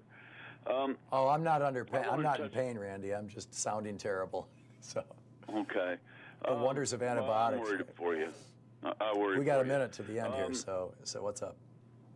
The thing is that the day before the Chinese announced that they were thinking about sanctions or going to move, I bought silver for the first time. And right now, you and I had a conversation. It's been several months ago, and I asked you about what you felt, how much inflation was built into, you know, precious metals like gold, and you had kind of off the cuff given me a 50%.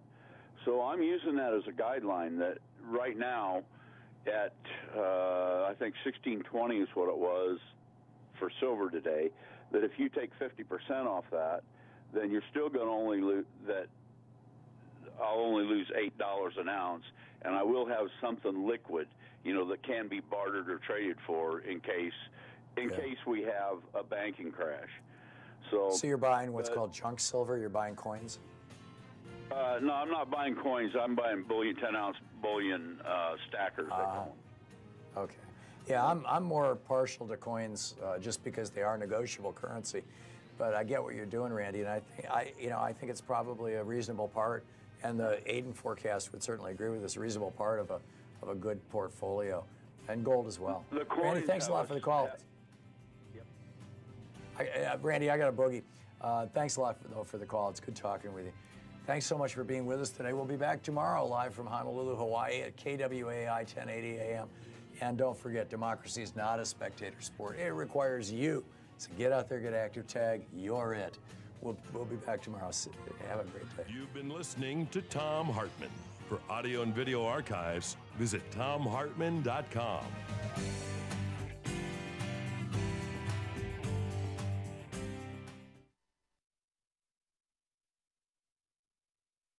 The Thom Hartmann Program is brought to you in part by the Aiden Forecast, an investment newsletter with weekly updates of leading market indicators and a monthly deep dive into what the details of the economy and the markets mean for investors and retirees. On the web at aidenmarkets.com. Wines have some of the highest pesticide levels in our food chain. This hour brought to you by ecowine.com. pesticide-free wines, organic wines, imported from France by the Organic Wine Company, ecowine.com. The Thom Hartmann Program is brought to you in part by Super Beets. Super Beets are sourced from non-GMO beets, and they're packed with dietary nitrates, helping to produce nitric oxide for more energy, stamina, and support for healthy blood pressure levels naturally. Call 800-568-9889 or go to tomsbeets.com. That's 800-568-9889, Tom's Beets, THOMSBEETS.com.